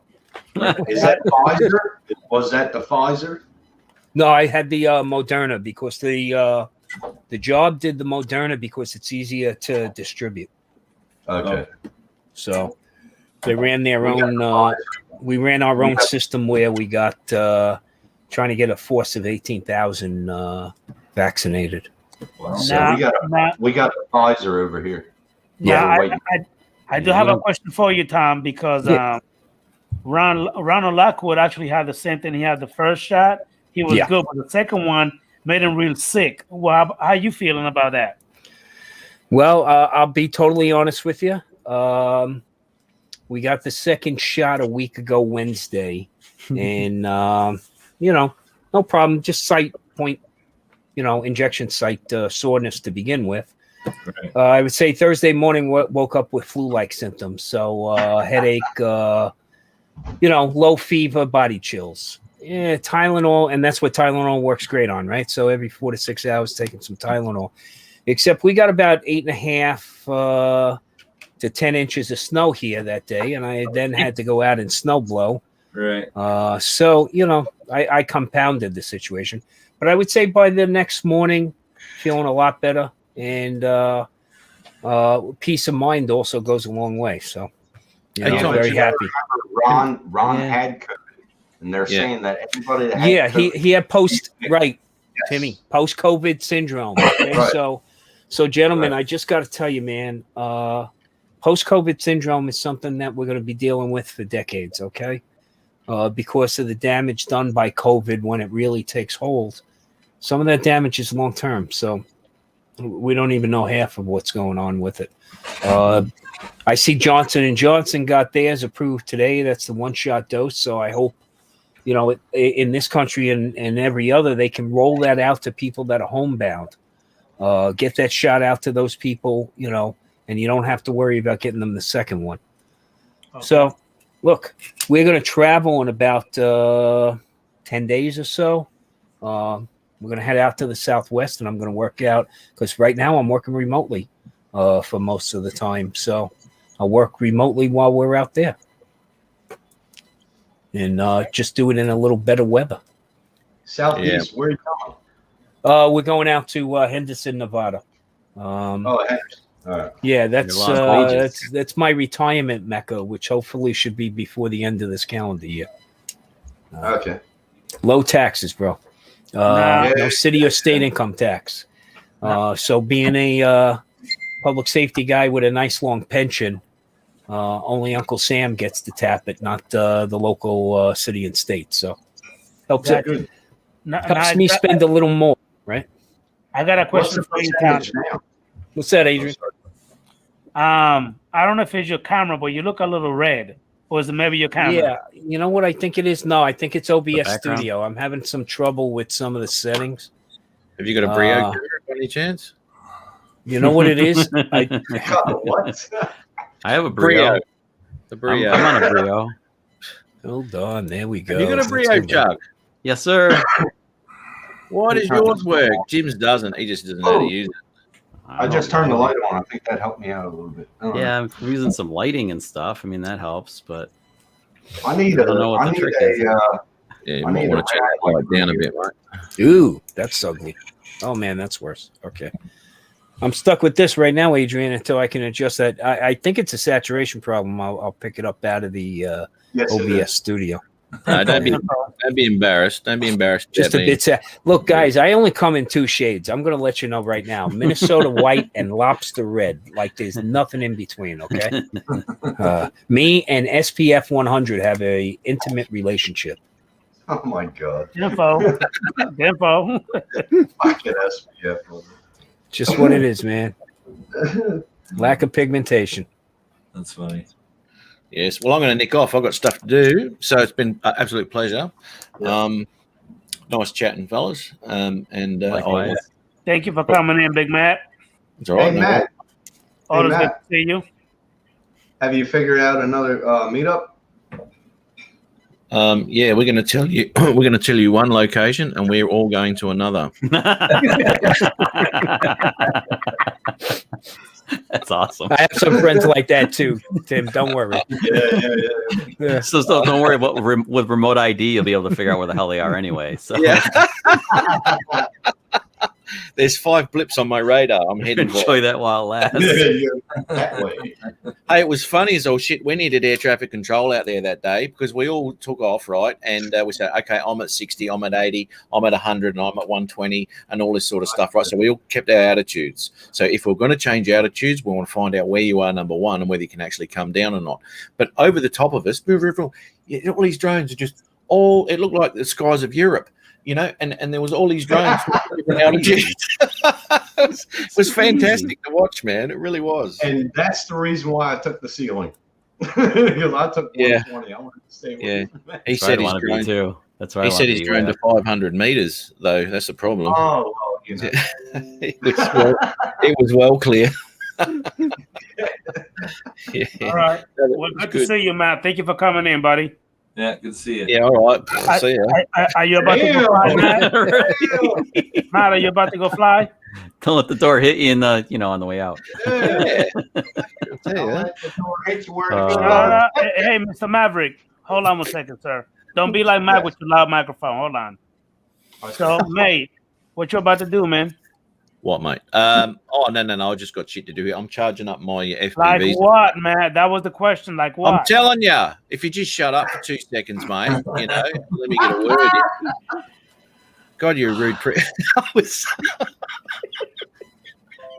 is when somebody plays the harmonica. You're gonna get one of those. Adrian's gonna banish you. Thrown off the island. No, listen, Chuck, I can't do that because my daughter loves him. Every time I go on his show, my daughter go crazy for him. It's the accent. It's the accent, Adrian. How you doing, Mr. Ray Kelly? She did say she loved the accent. She did. It is. It's what the chicks dig that.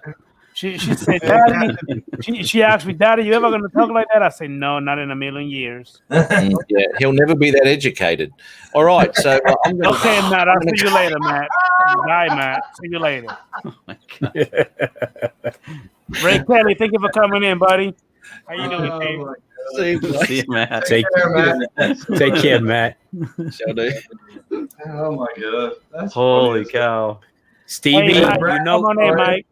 So Stevie Capture Life Connection just asked me if I'm buying the FPV drone. Are you? Yes, I am. Yeah, I am. Oh, I'm really thinking about it. Well, first off, be great. I'll give you my feeling about it. It's basically, look, I'm not an FPVer. I don't have the time for the tinkering or tuning. I'm looking for the cinematic. It's a platform for me. And to me, it's another camera platform with a set of balls. That's all. I mean, 60 miles an hour on the top side and a little more flexibility and a little more, motion on the camera. 130. Look, and I'll tell you the other thing too, okay? And it's a confession. I think I got to join a 12-step program. But I'm a DJI fanboy too. So look, it's March 2nd. Even on my work calendar, I etched out the half hour to pay attention and get my order in. Okay, I want the hand controller. I want the motion controller. Yeah, that's what the big lawsuit's over right now is the motion controller, right? Yeah, you know, there was that thing. something on Kickstarter a few years back. Scott Pararinsky, good on you, Jones. NASA astronaut and that thing. physician. And I aviator, had it. that FT aviator thing. The fluidity. No, it's a fluidity different one, aviator. Yeah. Junk. And it just, you know what? Here's why it didn't work. It wasn't in the DJI ecosystem. Yeah, it was outside. Yeah. It had all this crap connected Third to party. it. Who wants to carry all that crap around? And then, Well, the problem that was The part of the joystick. problem was it came with its own, Pelican case, and then the connections were bad at best. Okay, so concept was a great idea, but implementation just didn't make it. But that motion controller, look, it's got the red missile fire button on it. That's all I get. it looks like an Osmo Mobile 2 that they broke the gimbal off the top of. Yeah, I think they're doing some recycling. I agree with you. Yeah, they are. Yeah, they are. But yeah, I like the FPV drone. Just same reason you do. I'm probably going to get suckered into one. Yeah, it's cinematic FPV is cool, and and I'm trying to figure out right now because the timing of ordering it, and I joined that DJI Selects. I've done that before where you get the quick ship. Okay, so the last time when I had the DJI Selects and I ordered the Mavic 2 Pro, I actually got it within about 6 calendar days. So can't you just walk in the Best Buy and buy one though, or no? Not too many Best Buys around us that are open. Online? Yeah, I would have to do it online. The thing is, like I said, I'm headed out to Henderson, Nevada, to the Las Vegas area. Oh yeah, and I definitely want to fly this thing at Red Rock Canyon. Well, I desperately want to fly it there. Absolutely. Run some of those ridges. I know it's not FPV. I know I'm not dropping into manual mode anytime soon. I like the idea of if I get caught up, then I got a panic button. Right. And you know what? DJI Care covers you as long as you're not in manual mode. Now, if I'm not mistaken, Tom, I believe the new DJI FPV is going to be a GPS drone / FPV. Is that what it is? Like a what you call hybrid? Yes, it's a hybrid. It's a wannabe. It's more of a camera drone than it is an FPV drone. Mm-hmm. I believe even in manual mode, you can't do flips with it. No. What about you're in FPV mode? Is it going to take off the DJI Care refresh? As they stated right now, and that's just on the stuff that Get FPV stated and a few other leaks, that Care Refresh would cover you unless you switched into manual mode. Now, it's not easy to switch into manual mode, by the way. It's a 2-step process, and you have to activate it through the goggles. Oh, wow. So that's acro. That's an think of that as an acro mode, right, Timmy? Think of that as an acro mode. It takes off all your censoring and whatnot too, doesn't it? Right. That's what I mean. Is the DJI Care Refresh is going to be deleted. It would know through its logging system, of course, okay, that you were engaged in manual mode. So if you try to return it in pieces at that point, I don't know that they're going to cover you. Although they said that there will be plenty of, there'll be various parts available for replacement. So, right. Yeah, but you're not going to have the same level of replacement. I mean, they give you like a cone for the top. Yeah. So that seems to be the first piece that's going to go. So that's just a skin. That's a skin. Yeah. It's a cap cover. It is a hard plastic, but it's a cap cover. I agree with Lon though. He's saying that the whole drone is only worth maybe $400. If you think about it, you've got the radio. There's $150, $200. Not disputing. You got the goggles, $600, $700. So yeah, you're probably sitting at about $400 for the drone. Yeah, I think from some of the back channels I've been hearing through, the drone itself, if you were to buy it, would be a $700 drone. And that's what they're trying to make it out to. Because remember, when you bundle, be like $150. when you the batteries are already $1.50 easy. 20-minute flight time, up to 60 miles an hour. But I believe the flight time is based on 24 miles an hour, straight flight, no wind. Right. How much does it cost to build a regular FPV, like Sean has right there? How much would it cost fully to build that? $600. There you go. Depends on the components you put on. Yeah. Right. But I got, it comes down to with FPV. So then you have a controller. You have the drone itself. You have the goggles. Okay. And, does that, the one you're talking about there, do you already have an air unit on it? yes, I do have a GPS. I can set it up with iNav. I can do normal stuff that you do with DJI. For base FPV quad with GPS on iNav, you're probably talking like $400. Right. Right. Yeah. So, look, you're looking at probably this retailing about $12.99 US. So yeah, I'm just wondering if FPV flotters are going to see this a little daunting because they see this. Look, I mean? It's just like film photographers when digital cameras came out. If you use the digital camera, you weren't a real photographer. Remember? so don't worry, man. Look, there'll always be a dispute, no matter what hobby we walk into. Okay. Yeah, always. There'll be the guys who only like red cars, and there'll be guys who only like blue cars. I think in order to make the full optimal use of the drone hobby, as far as 107, this is a good platform for it with the FPV drone as far as DJI. Your cinematics, as far as doing things, coming into a house or this or that, your views are going to be different. The camera view is so intense as far as what it's recording and everything else compared to FPV. Yeah, it's a great platform for DJI. And it's not your race quad, it's not your freestyle. It's I want to get cinematic, chasing and things like that. Doing some cinematic, coming into some live land, that kind of thing.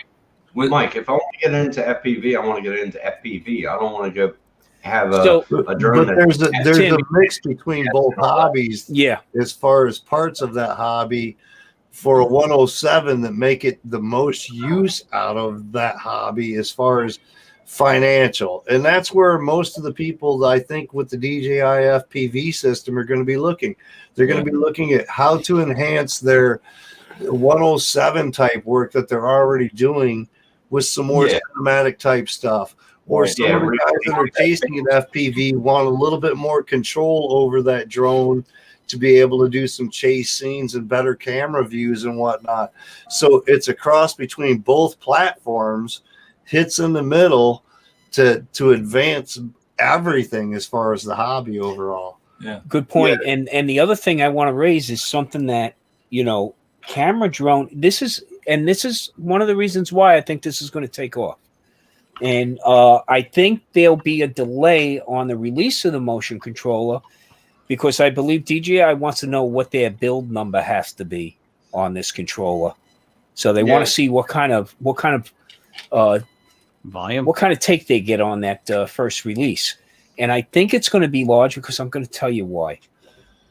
Flying with goggles is a completely different experience. It's an experience that camera drone flyers don't realize how much of a benefit it is to their craft. And because I can now frame my shots better. I can plan my flight path better without the outside interference, without the distractions. And you're talking to a guy who uses a Crystal Sky Ultra Bright, okay? These eyes aren't getting any freaking younger. Yeah. So I want to be fully immersed, man. I'm still the guy, even with my Nikon Z6, I'm still the guy putting his eye up to the viewfinder. Right. I want to. My feeling is I got to be in the shot to compose the shot. Right. Okay. So that's why I think if the audience that if DJI is looking for that audience is they've already bred through the years through the Mavic series. Okay. And that's why I think this will get some traction. Yeah. All right, fellas, just give me 1 minute. Sorry, Sean, I'll let you talk in a minute. I just want to welcome Curtis Dart, Drone A63. Also, Arizona Drone Dude, AZ Drone Dude. Thank you for coming in. Appreciate your support. Go ahead, Sean. Didn't mean to cut you off, buddy. You're good. That the submersion and everything else, you're seeing what the director sees. I think the hardest part that a lot of people are going to have is being able to look at their sticks when they need to. So I don't know how many of you actually, like, you know, you look down, you look at the viewer, and then you look at your sticks. Like, is it going to be a hand-eye coordination thing difference on that, do you think? Spasticity is an issue no matter what, right? I mean, if you don't have good hand-eye coordination, muscle memory, flying a drone has to be difficult to begin with, right? Okay. But I think, see, it really comes down to how much effort you put into anything, right? Mm-hmm. How adept you become at it. I've been flying the simulators for a couple of years now. Yeah, I got a little Cinewarp. I annoy the wife with in the house. Okay. Right. But that's not really what I'm into. You know, look, is it a charge to go out and fly? I like the idea that it's somewhat relaxing for me. It's a stress reliever when I go out to fly. Yeah. Will I get the bug for FPV? I got a couple of crack dealers in my inner circle. Eddie Nunez, you know. Yeah, right. You know. So you know, Ken Dono. He's not sold. Ken Dono will slam the shit out of you if you tell him you're going to buy this, okay? And he's already had his hands on it, but he's a diehard FPV flyer now, so that's the difference. I mean, I'm still a camera flown flyer.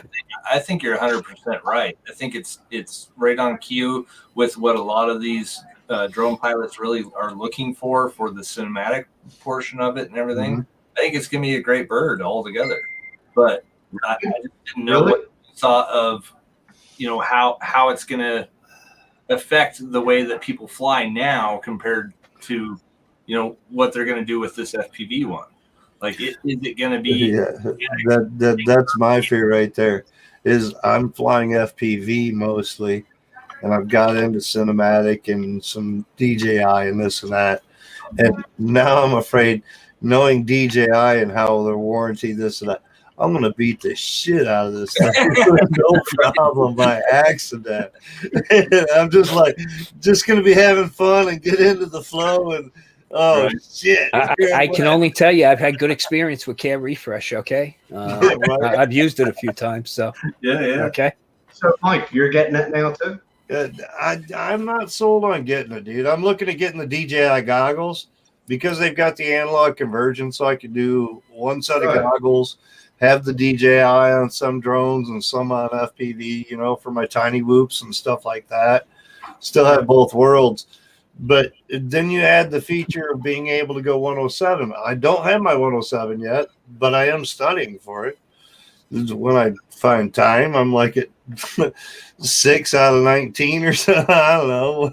It's going to be much easier for you to take real soon. 107, but to get into that, the work I'm doing right now as far as residential painting, I'd like to get out of it, dude. I mean, I'm going on 50 years old and starting to look at something I could do that would retire me and not kill me, like what roof inspections, manual labor, and so long term, it could be something that would be good. Yeah. So think about roof inspections as a potential outlet for this type of flying, but then you got to start looking at something like a good thing to do, because they just came out with the Mavic 2 Enterprise Advanced. Mm-hmm. Okay. That's true. Yeah. If I'm not mistaken, Tom, that one is going to be the dual camera, also with the infrared or whatever stuff. Yeah. So this is the newest release of the Mavic 2 ED, the Enterprise Dual, with the infrared thermal imaging, because now they've upped the game on the thermal imaging side. They've upped the resolution on the visual camera side. They've added zoom capability to both cameras. Nice. And so it's a nice bird, flies well, does everything it needs to. it's a huge sell at the public safety level, especially for firefighting, things like that, search and rescue, agriculture. It's going to be a big one for. But what I'm going to tell you is that's going to mean some Mavic 2 EDs are going to be on the market. Now, the Mavic 2 ED, beautiful package at under $4,000. You had a thermal imaging capability drone that you could use for roofing. Right. You go out, imagine, and you don't have to get up on that roof. That's the important thing. Hey, Tom, I do it for my neighbors around the area. And I don't charge them anything. I just do it to be me. And they love it. I can sit here and go to the house across the paddock it's really and check awesome. the roof. And they love it. My next door neighbor's a contractor. He had done his. So I threw the drone up to take a look, and how many wires they got from their antenna. That's what I ask them, and where the antenna is placed. That's all I ask them. If I have anything around the roof, they tell me. I go over there with my Zoom and I do it, and I do it free of charge. Nice, because they're good people. So I want to be good to them. But you look at the possible career paths you could take. I mean, you gotta hone your skills. That's right. Solar farm inspections are a huge one. Thermal farm inspections, wind farm inspections. There's actually, but if you're gonna fly wind farms, please learn your craft. Okay. Yeah. Hell yeah. You gotta know the spacing too in between. Yeah. There's one more that my boss actually brought up because I work at a nuclear facility. There's caverns that go down that they want to do thermal camera imagery with as well too. If you can get on a camera for that side of it, on the federal side of it, holy cow, you're talking some bucks on that. You're gonna want to look at, Sean. You're gonna want to look at the Helios, the product from Helios. Okay. It's a round ball in a cage. Oh wow. And it's for confined space and GPS denied environments. Oh, okay. And it's crash tolerant, meaning it can bounce off of things. Oh, okay. So think about putting this down into a manhole in a municipal area, and just the spider webs of piping and conduit and everything else. And we tested it, and it's a pretty adept aircraft. Yeah. It has thermal imaging. You can also equip it with environmental sensors as well. So if you're trying to sniff out a leak or something like that, it also has onboard lighting. Okay. Not the easiest thing to fly, man. Okay. No, not being in a ball. but capable. Okay. And the benefit of these things is just, that's what we really have to make people aware of is, people think of drones as being evil. Yeah. The sheer benefit of these things, if we don't have to put people down in that confined space, okay, or we can do facade inspections more frequently and not have to put up, sorry for the Carpenters Union, not to have to put up tons and tons of scaffolding for upwards of a year or more, okay, the efficiencies that can be gained through this type of device is just, I don't really think the surface has been completely scratched. Yeah. Well, even with what I'm talking about and stuff, it takes them 4 hours just to get ready for one person to go down there when you could just fly that drone down there in 15 minutes, see exactly what they need and go right back out. Well, I'll give you a true case. So, you're eliminating safety and all that stuff. So, hazardous material incident response. Right. To put an able-bodied firefighter in a Class A, totally encapsed PPE with a 60-minute SCBA on his back, an able-bodied firefighter in peak condition will get about 15 minutes worth of air out of that 60-minute bottle, right? Because of the stress, the physiological stress on his body. Oh, yeah. So if I got to send a firefighter into the hot zone to identify a commodity and to begin strategizing on how to mitigate that incident, I got very little contact time with that firefighter that he can gather that data, right? Instead, I could put a drone up with environmental sensors, with a 30 power optical zoom, and I can really get in there and figure out what the heck I have to do before I put anybody in harm's way. Yep. Okay. So, you know, that's these are the things that the public doesn't even understand. You know, look at the wildfires out on the West Coast in the US. The reason they've been so horrific this year is because the Department of Interior had to basically ground the majority of their DJI drones that are used to do surveys, that are used to do studies on where fire breaks need to be, studies on underbrush. You know, these are things that we begin to rely on and don't realize it exists until the rug's pulled out from under you. Right. Yeah. Okay. You know, counting cattle,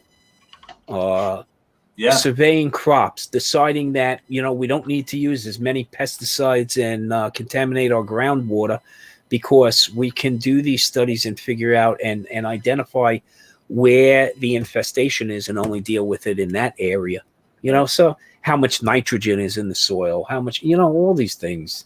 These are things that, you know, farmers have been using drones now for at least half a decade. Yep. And there's not a lot of press on that. So, you know, there's nothing but opportunities, I think, that present themselves with this technology. Now, Tom, listen, I've been watching a lot of videos on YouTube about how they have those drones that actually used to fertilize. You know what I mean? Like the you know, the egg drones, the agriculture drones. Man, those things are amazing. They're huge, but man, they look cool as hell. Oh, they're heavy. They're heavy lift drones. They're heavy lift drones. But look at the difference in operating cost. You know, most municipalities that are very large can afford an aviation unit on the law enforcement side, or at least for the municipality. Where most townships, most villages, they can't. You can't afford to operate you know, an aircraft, a manned aircraft, and you know, you're talking about besides pilot training and certs and maintaining the aircraft and everything else, just to burn on fuel alone. So you can replace that, and I'm not saying it's a full replacement. It's not a 1-for-1 replacement, but small municipalities and can use drones pretty effectively and a lot cheaper. Yep. Yeah. And if you can do it a lot cheaper, you can probably buy more of them then. Well, that's exactly what Chad Nowak was doing. I don't know if you guys know who that is, but it's basically the father of FPV. Yeah. And that's what he's doing now. He's doing he builds all the drones and stuff for the crop dusting and stuff for them, and down there in Australia. Yeah. So he does a lot of that stuff. That's what he went to. He says he makes a lot more money doing it. There's just more tools and more equipment that he gets to play with all day. So isn't that the reason why they came out with the Nitrous 600? I don't know. He didn't. Yeah. He still uses electric, so I don't know. Oh, okay. Yeah. Well, hybrid drones are really starting to stretch the envelope, so to speak, because now with these hybrid drones, they can get distances, you know, of hundreds of kilometers on a flight. Right. So that makes them a lot more economical. I mean, you know, I talk about it on a podcast I do on Sundays on Those Guys, where we talk about the use of these drones for transporting like medical supplies, and the company like Zipline over on the African continent, who Zipline is a U.S. company, by the way, has been delivering life-saving medical supplies and blood products and things like that. That's over awesome. Rough terrain, where it would take 4 or 5 days to get product to a village. They can do it in about a half an hour. Yep, I heard about that too. Yeah. Is it satellite link up? They are using different broadcast technologies. Okay. Including very low, low band frequencies as well. And in fact, they are working currently with the FAA in the United States on some of the drone initiatives. Oh, cool. So, this is. There are a couple of medical campuses in the U.S. right now that they are actually using this to bring blood products from one campus building to another. That's at UW, isn't it? Yeah, UW is doing it. Yep. Mm-hmm. Yeah. And these drone zones that they have across the US, they're exploring these different technologies. I mean, everything from soup to nuts, right? You have to explore everything on how to use the drones to how to prevent the use of the drones. So there's whole initiatives on the counter UAS side as well. Right. Yeah, I saw a company that just came out that's working hard on just knocking them plain out of the sky. Actually, just intercepting the broadcast and taking over the drone itself. Yeah.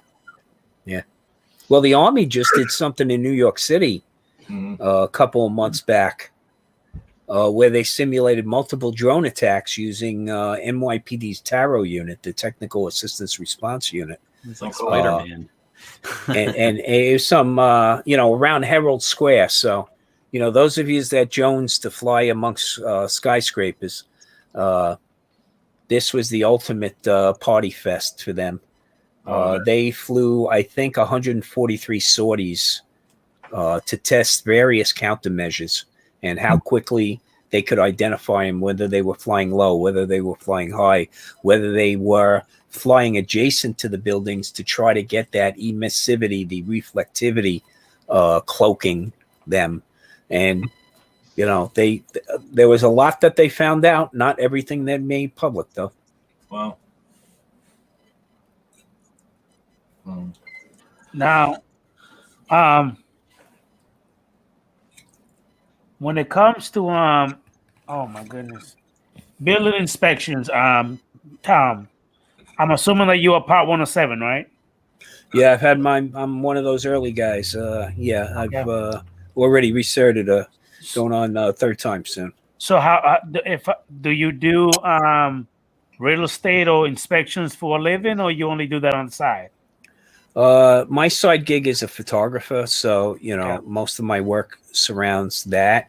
My full-time gig is public safety, and I'm a ranking member of a large municipal fire department. So, cool. In my area I'm also the senior advisor for all robotics on the job. Okay, nice. So we see this as part of robotics, right? We use aerial, we use terrestrial, and we use marine-based drones. There's some cool stuff out there.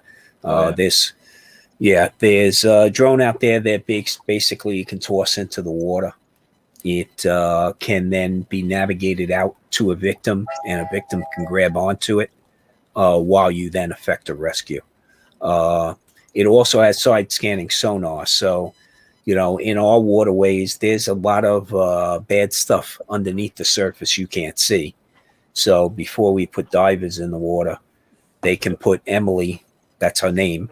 You can throw Emily in there, and Emily can basically map out the area so hey, there's a sunken car there, or there's some debris here, or there's a huge power plant intake. We have multiple power plants up and down our waterways and industries. So, there's some it's big boys with toys. I'll put it that way. Okay. That's the full-time job. Big boys with toys.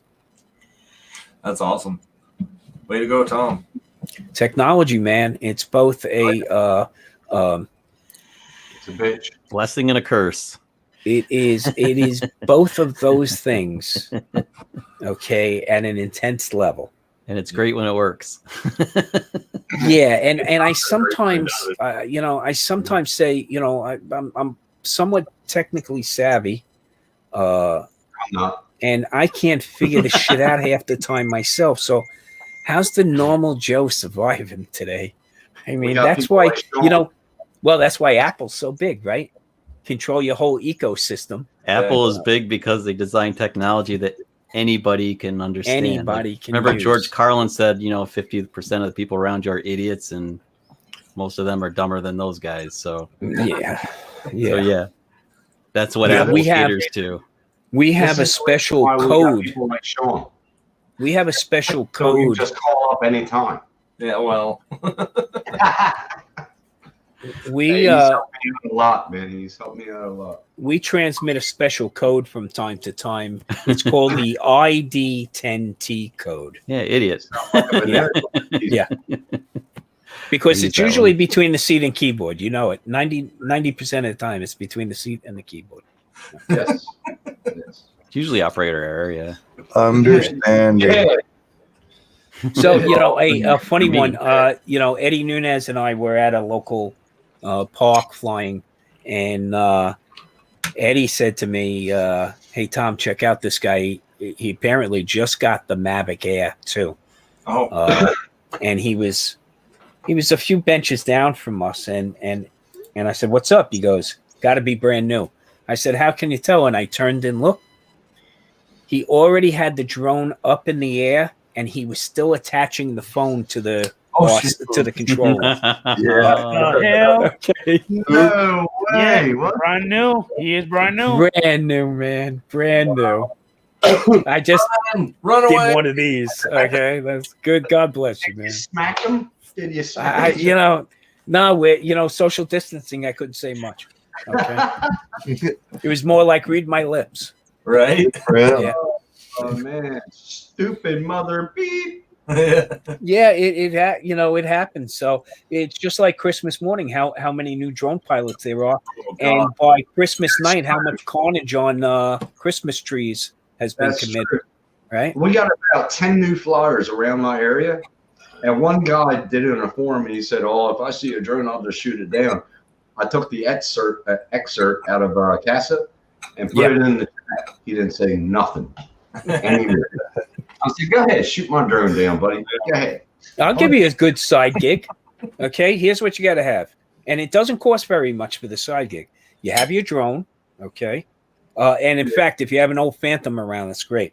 I would say about 50 feet worth of maybe 50-pound test and a clothes hanger, because then you can go around and fish drones out of trees for people at a nominal charge. Okay. Yep. Yeah. We've done that a couple of times. Okay. See, what I do is I make money from like zooming in the bathroom windows and selling them on YouTube. No, just kidding. There you go, man. Giving us all that rep. Right? Yeah. Like a damn drone's going to zoom in. It Just goes do up to 46 millimeters. Just Tim, just share the photos. Will you next time? Right. Okay? Now, If I can get that close, how the hell? People are so stupid. Oh, Yeah, you're zooming. Like you're not going to hear that thing outside your window. Are you kidding me? now, I even showed it somebody on the smart controller. I said, do the zoom. I said, push up on this button. They push. I was like, and they're like, oh, it's not that close. It's not that good. And I was like, there you go. See? And they're just, oh, okay. now, All right here in this group, Tom, are you the only Power 107 guy here? I think Chuck, you are one too, right? Yeah, I'm 107. Okay. Nah, do he's you one too. do you do you use your drone to also do real estate and stuff like that, Chuck? Not yet. Okay. Not yet. Do you use it to make money in any kind of way? I haven't done anything commercial yet. So Okay. I'll give you a little bit of background on where I first really got my taste for the dollar with the drone. Was a friend has a boat in a marina all the way out on the fork of Long Island, and I photographed their boat for them. And then the next thing I knew, somebody on the pier said, "Hey, I'm looking to sell my boat. Would you mind taking some images?" And I said, "Well, the best thing to do is we'll get you while you're underway." Okay. So we did that, and I learned a lot because prospective boat owners want to see a vessel underway. They want to see how it planes in the water. So not very difficult to pull off. Just got to learn how to hand catch. Okay. And if you have any questions about hand catching, then I would suggest you get a fillet glove. Okay. To wear. But yeah, chainmail glove. But what was funny was when I photographed my friend's boat, I had the brand new DJI goggles when they first came out, right? And so I let them wear the goggles. I said, sit on the dock box. Don't stand on the dock. Sit down, put these goggles on. And I flew around and they were amazed. Okay. And then I turn around and there's 6 people lined up on the dock like I was giving pony rides. So, so that's marine sales is a big one. They want to see the vessel underway. They want to see it docking. And I'll tell you why they want to see it going away from the dock and coming into the dock. Because if the owner is adept at docking that boat, in all likelihood, that boat has a lot less damage on it. Okay. Mm-hmm. So, I did another one fit for the same guy because the guy had a couple of McDonald's franchises out on Long Island. And so he had, I think it's a 57 footer. And then he had a cigarette boat and it was the Mac Attack and the Mac Junior. Okay. Did those. I had helped a friend set up a business in Southern Nevada where he now does solar farm inspections. Okay. And solar farm inspections are huge because they save a fortune for the power companies. The traditional way of doing them is to walk those solar farms, okay, with infrared thermometers, and you're checking for cold shunts when you can fly that same pattern. Usually it takes a ground crew 2 weeks to do the 10,000 panel farm, and it takes a drone maybe I think it's a total of with the battery swap outs, you got about a 2.5 to 3 hour turn. So big difference. I'm sorry, I'm reading the chat. Go, Sean. It's true. You know what? The way they turn the camera around, Sean, I believe they do have APB already doing that. Oh, they do. I've seen a couple of them, different ones like that. Oh, entry. Did you not see the one where they used the dildo on it? Oh, yeah. Shit. Whoa. Sorry. Calm down, Sparky. Phantom 4 V2. Put a dildo on it. Didn't we just say not to say that? Yeah. No. Oh, I thought so. Just checking.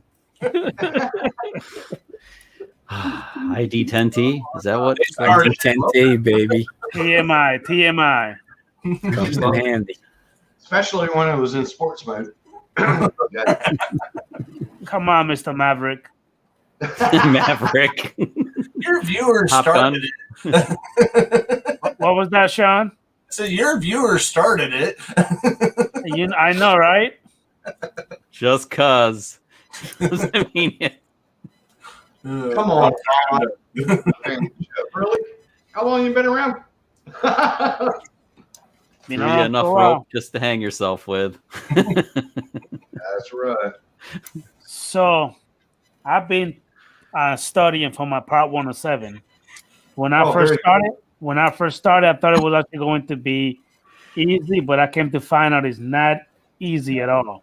The maps and the weather are the hard part, really. To get to once you get through METARs and deciphering TAFs and METAFs and METARs and TAFs are tricky, and they're tricky, but it's not.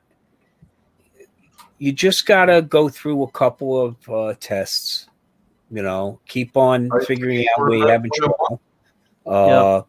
The test is changing. Remember, the middle of the month, the electronic online testing I believe is going to get started. Wow! Plus, big change. With this test, you'll also get basically your 107.29. You'll get your night waiver. Oh yeah. Yeah. So that's That a is biggie. cool. That's cool. a biggie. Yeah. I got a 107.29 for the night waiver, but now it's pretty simple, and plus the research is going to be a lot easier. And I'm not sure there'll be a charge for the research going forward. You think the return will be free, huh? Well, that'd be I interesting. believe the research are going to be free, but we'll have to wait and see. Yeah. Okay. Part 101.202-3. So has the test changed because they're doing this as well too? Like, did they add some stuff to it? They added and subtracted some stuff from it. Oh, Yeah. really? Okay. There's probably going to be a little less heavy on the weather side of the fence. Yeah, Definitely on the research, there's really none. Okay. Some of those weather it's questions On are the tricky research, business. there's like nothing on the weather. See, over here in Australia, it's RPEL. It's not a 107. Right. So over here, we don't have to register our drone unless we're using a commercial, making money out of it.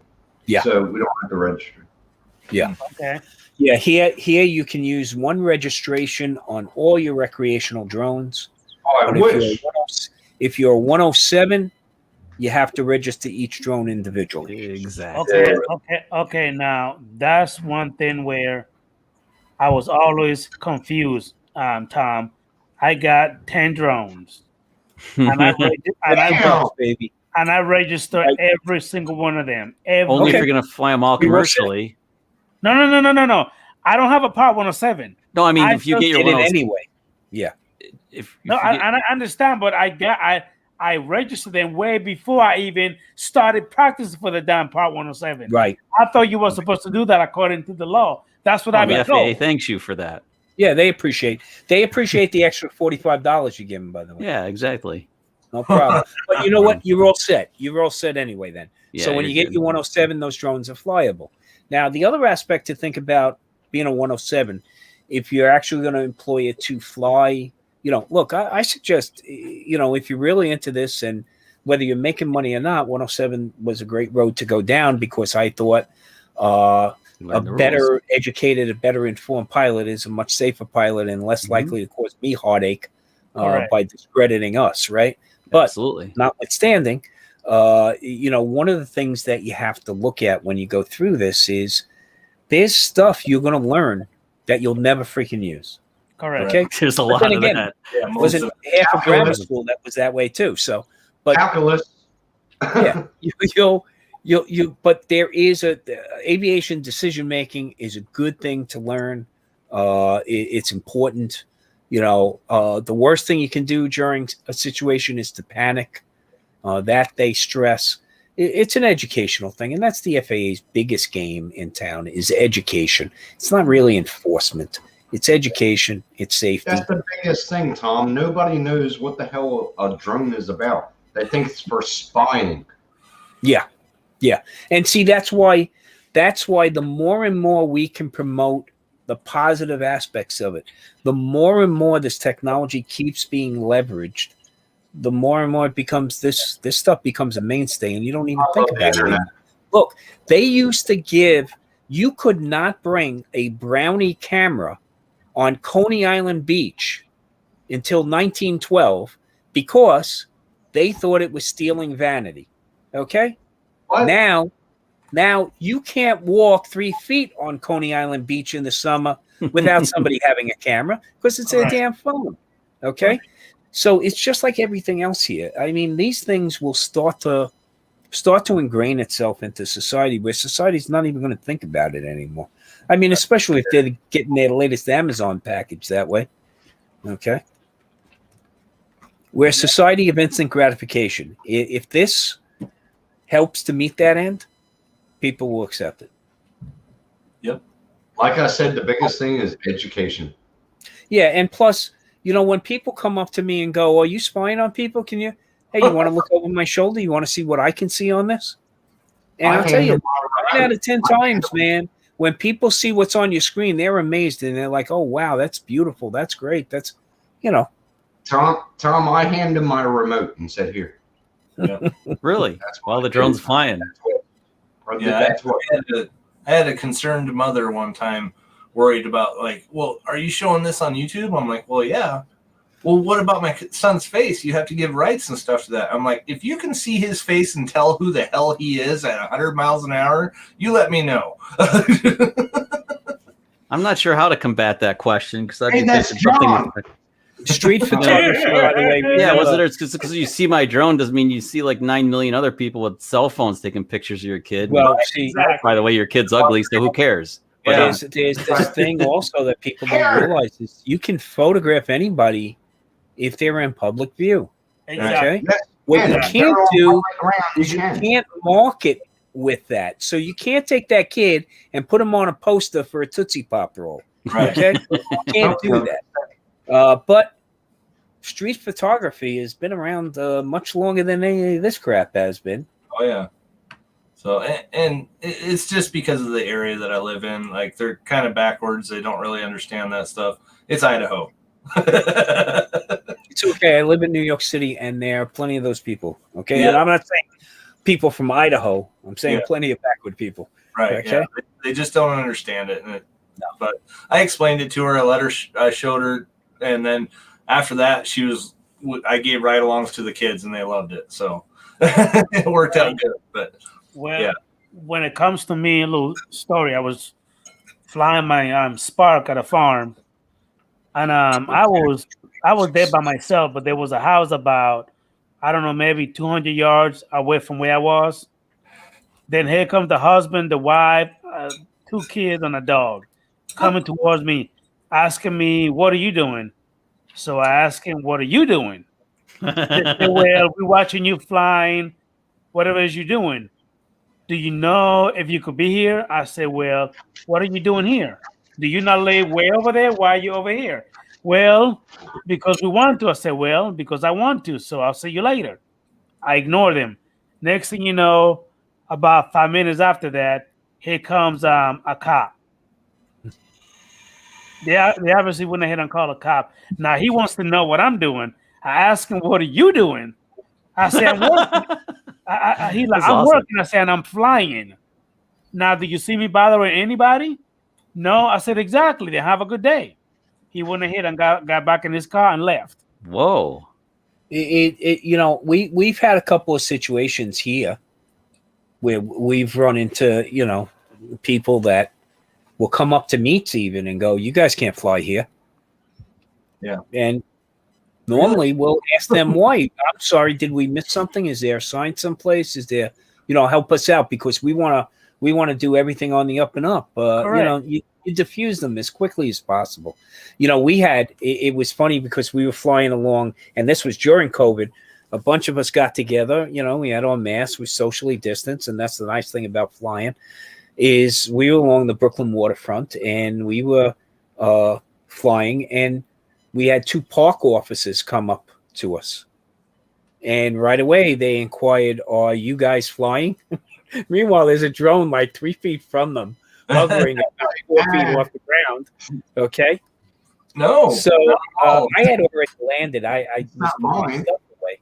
And so the guys all said, "Oh, yeah, we're here, we're flying." "Oh," he goes, "I'm not sure you can." So I walked over, and right away I said to the young officer, I said, "Is it the Navigator law in the administrative code from 1947, or is there a specific ruling on this park?" He says, "Yeah, the park, I think it's the park." I said, "Because I came in, it's a beautiful new park. I'm glad they built it, but they forgot to put that on the sign outside. So if you could, do me a favor, take a picture of that sign on your way out and send it to your supervisor. Just tell them they need to add no drone flying here. And this way there won't be any issue." And he said, "Oh, okay. Yeah, that's a good idea." So, that was the exchange. I mean, we try to be as informed as we can about what we're doing.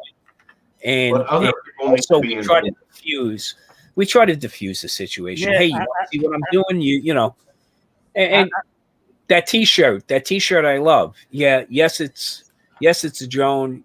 Yes, it can fly high. Yes, it can fly fast. Right. No, you can't fly it. Right. Okay. Hey, but see, and there was another time, guys, where I'm flying. Next thing you know, there's a cop coming to me. He asked me, "Hey, man, are you flying?" I said, "No, I'm actually sleeping." He like, "Well, where's your drone going?" I said, "He probably going to your house." He like, "Why?" I said, "I don't know." Then finally, I brought the drone back. He asked me, "Were you playing with me?" I said, "No, shit, Sherlock Holmes. What do you think I was doing?" I mean, you see me flying a freaking drone. You know what I mean? You know what it was because you stopped, you looked at it before you asked me a question. You even said it was cool. Why do you ask me what am I doing? Man, I couldn't get away with that. They'd cuff me and stuff me if I said something like that to an officer. I just want to be like, yeah, yep, I'm flying the drone and Adrian's airspace. Adrian's an auditor.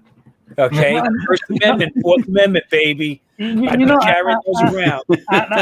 And not just that, Tom. Like, I'm not trying to be smarter, but I also have a disease called fucking. I'm allergic to stupid shit. I hate stupid questions. I really do. I really do. I'm sorry. Yeah, I do. The trust come right out as soon as you start being stupid. I'm sorry. By the way, I'm going to tell you something, Adrian. As more and more states allow recreational marijuana, there's a lot better cures for that. I can't deal with assholes. Okay. Right. Yep. The tolerance factor goes way up. Well, even though every once in a while I think about it, I can't even do it because of my job. Hey, I'm not allowed to touch that. So, dude, I'm retiring soon, and I'm moving to a state where it's legal. Okay, that's all I'm saying. I think sparking up. There you go. If I'm not mistaken, I got to wait 8 hours before I touch those throttles again. Okay. If I'm not mistaken, in right, 8 hours. They just made it legal not too long ago. Not New York, baby. No, Illinois. Because what we have happening here is it's pretty funny. Because the state of Massachusetts went recreational a couple years back, and now they have their whole distribution system. I was reading an article in the Wall Street Journal where they were saying over, I think it was something like 40% of the tax revenue in the state of Massachusetts comes from New York State residents. That's hilarious. And now that New Jersey just approved it, our Governor Cuomo is trying to race to the assembly to get it approved before he starts bleeding money. Oh yeah, right? We probably shouldn't go into politics, but yeah, good old Mr. No, we won't go into politics. I'm just saying, science out of convenience is his motto. Well, see, the thing is, you think somebody else is taking a buck out of your pocket, then that's when you see them take action, right? Yeah. Because Connecticut just announced that they were doing it. Now, what happened out in Nevada was, it was funny. We had taken a trip. We had flown into Denver. We were in Denver for like 3 days to acclimate ourselves to the altitude, and then we did the Rockies. And then we did Moab, and we worked our way all the way down to Vegas. Nice. And just spectacular landscapes. And when we were there, the big problem was because that's when Colorado had just gone recreational. And the biggest problem was with the edibles. Because what was happening in Colorado was they apparently didn't label it properly. So you got a candy bar, and you break off a piece, and you take a bite. Ooh, that tastes good, but I don't feel anything. Take off another. The next thing you know, you just ate the whole candy bar, which was like you just sat and smoked 10 joints. Okay. Yeah. And then they wind up in the hospital like, I'm dying. No, you're not. Here's a bologna sandwich. Sit in the corner. You'll be fine. Okay. Yeah. But what happened in Nevada was like within no time raised like $71 million in the first like 6 months.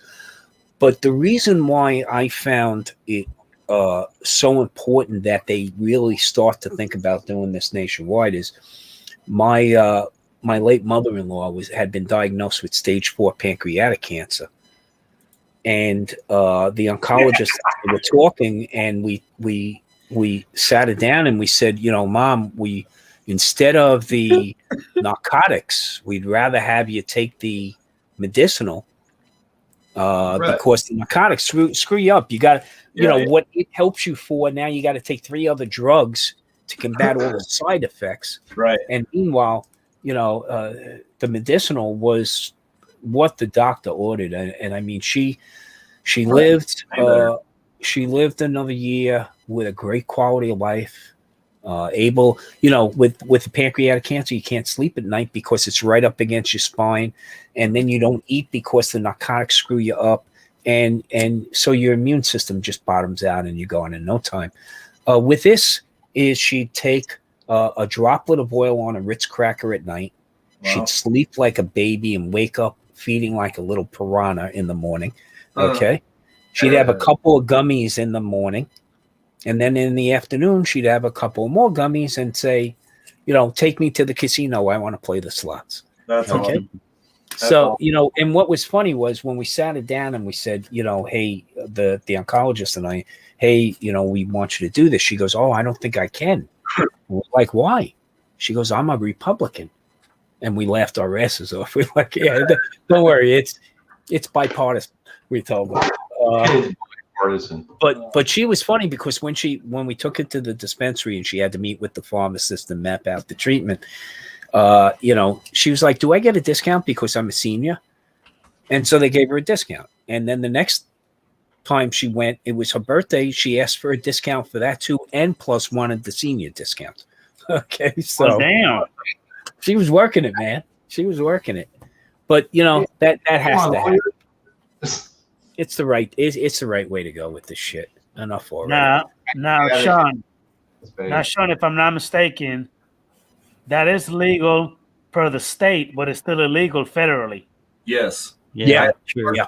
I work for DOE, DOD. I can't do anything. Yeah, you can't. Yeah, like on my job, you can't. I mean, you know, you get tested. It's more of, look, the laws will change. Okay. There's more they're finding out about it.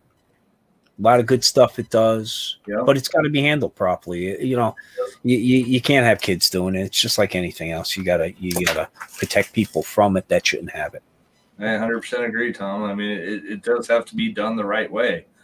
And they just haven't found the right way to do it yet. So no, you know what? When they rolled it out in Denver, the smart move they made in Denver was the czar they put in charge of it, so to speak, was former DEA director. And the one goal he had with the program was to ensure that there was no criminality involved. You know, and some can say some of the measures were overreaching. You know, video cameras on every aspect of it, from soup to nuts, from the growing to the cultivation to the came back and all of it was nuts. Yeah, everything. But you know what? The thing is, taking the crime out of it. Also, I mean, what was it? You know, being in the public safety side of it, we had a run of people who were using illicit cartridges, vapor cartridges, right? Black market cartridges. And you know, the problem is you can't control what's in those solutions. And they were adding things like vitamin E. And you would think, oh, vitamin E, that's good for you. No, vitamin E is not good for you when you inhale it because it scars your lungs. And so the illicit trade is what's dangerous and has to be stopped. With the legal side of the fence, when you get this product, you get a whole lab report also. What? And it gives you it's just like a prescription. Okay, it tells you when it was made, where it was made, when it was packaged, when it's good till, okay, and exactly what's in it. And if there's anything outside of the realm of the THC or the CBD and then all those other products, if it's anything outside that realm, they must list it by law. So you know that's what you want to bring into it. You want to take the cartels out of it, okay? And look, if the tax money can go where it's needed and it's not squandered, that would be a good thing. But my hope for that is not at the same level. So. And by the way, the views heard here are those held by the individual, not the. You know, the government is only legalizing it so they can make money off taxes. Right? Tim, you know it, man. That's motivation is a wonderful thing, right, Tim? Money is everything. Money is everything. It's not motivation. Money is everything. Well, money is the motivator. Money is the motivator. Money has always been a motivation, but still, Yeah. I'm saying they just want a piece of the goddamn tax, and that's why they're legalizing it. That's why they're legalizing it. So they have a piece of the money. Well, on the science side of the science side of the fence, there is a lot of benefit to it. Okay, so however we get there is a good thing. Yeah. I don't want to see people suffer needlessly if they don't have to. And by the way, you know what? This is like the electric cars. Okay. Yep. Why only now do we have this technology? Right. Why didn't we have it 30, 40 years ago? Why? Because the automotive industry didn't want it. The petrochemical industry didn't want it. Okay? Big Pharma doesn't want this. The profit margin's not as great for them on this. Okay? No. You know, it's a lot better to get everybody hooked on oxycodone. Yeah. You know, working the streets, man. You know, I worked the streets as a paramedic back in the early 80s up in the South Bronx and during crack and angel dust and stuff like that. And seeing how that ravages communities and all. And the problem is with the oxycodone, they're going from the oxycodone, they're going straight to heroin because the heroin's easier to get than the oxycodone. So, you know, that's the scary part of it, right? You got, kids that raid their parents' medicine cabinet. The next thing you know, your poor kid's a junkie. What is it? Fentanyl? Fentanyl? Fentanyl. There you go. Oh, fentanyl is, you talking about evil, man. Oh, yeah. That's horrible. I do. Hey, guys, give me a second. I do want to welcome Bill from Coast to Coast Drones. How you doing, buddy? Hey, Bill. Thank you for coming in. Hey, Adrian, I'm sorry. I have a tendency of going squirrel, man. The tail gets a little fluffy there. And You're right. Squirrel? Okay. You're right, buddy. No problem. Thanks, bro. I got to check out, though, guys. Bill was just kind of teasing me. Chuck, you're everywhere again. Yeah, Chuck needs sleep. Does that mean we're going to see you at Canadian Drone Hub? Be careful there. Hey, Bill. I'm getting glazy-eyed. So, guys, have a good night, man. I'll catch up with you later. Thank you for coming in, Chuck. I'll see you later, buddy. Adrian, thanks for the invite, sir. Have a good night. Welcome, sir. Thank you, man. Peace out. Hey, Chuck. Peace out. Love. Sorry. Thank you, Chloe Slayer, for coming in. Thank you for the love and support. Thank you. Thank you very much. Thank you. Mm-hmm. You're welcome, buddy. Is it Sunday morning there, Tim? Yes, sir. Sunday morning. Sunday afternoon, 2:30. Sunday afternoon. Oh yeah, almost hitting that hour, bro. Yeah, it was my only day off in the last 2 weeks. So I'm happy. Wow. You don't look happy. What the fuck was that about? Then you go right back to the fucking thing. Exactly. You're getting a little long in that beard there, dude. Man, holy cow. I didn't realize. Thinking about it. Holy shit. I got to tell you something funny. I got a flow bee this week. You what? You know what a flow bee is? No. Something that my ex-wife used to do, but we couldn't videotape it. You know what a flow bee is? Not that, yeah, well, it did put a smile on my face, but not that way, Tim. That's what she said. Okay. Wait a minute. Tom, enlighten us. Tell me, what is a flow bee? A floaty? Yes, what are you talking about? Ron got it. Hair cutting device. It's a haircut. Device. Got it. Okay. You got to go watch a commercial from 1970, Tim. Come on now. I was going to say fallopian tube, but I wasn't going to be sure. So here's what it is. It's this head with these cutting teeth on it, and you put these guides on it, and it has a hose, and it attaches to the vacuum, and you put it up. It's got tape connections on it, and you put it up, and it pulls the hair out, and it cuts it to length. And I remember that commercial. And you know what? I was watching Jimmy Kimmel like a couple of weeks ago, and George Clooney was on. Okay, George Clooney was on, and George Clooney confessed that he's been giving himself a haircut for the last 25 years using a flow bee.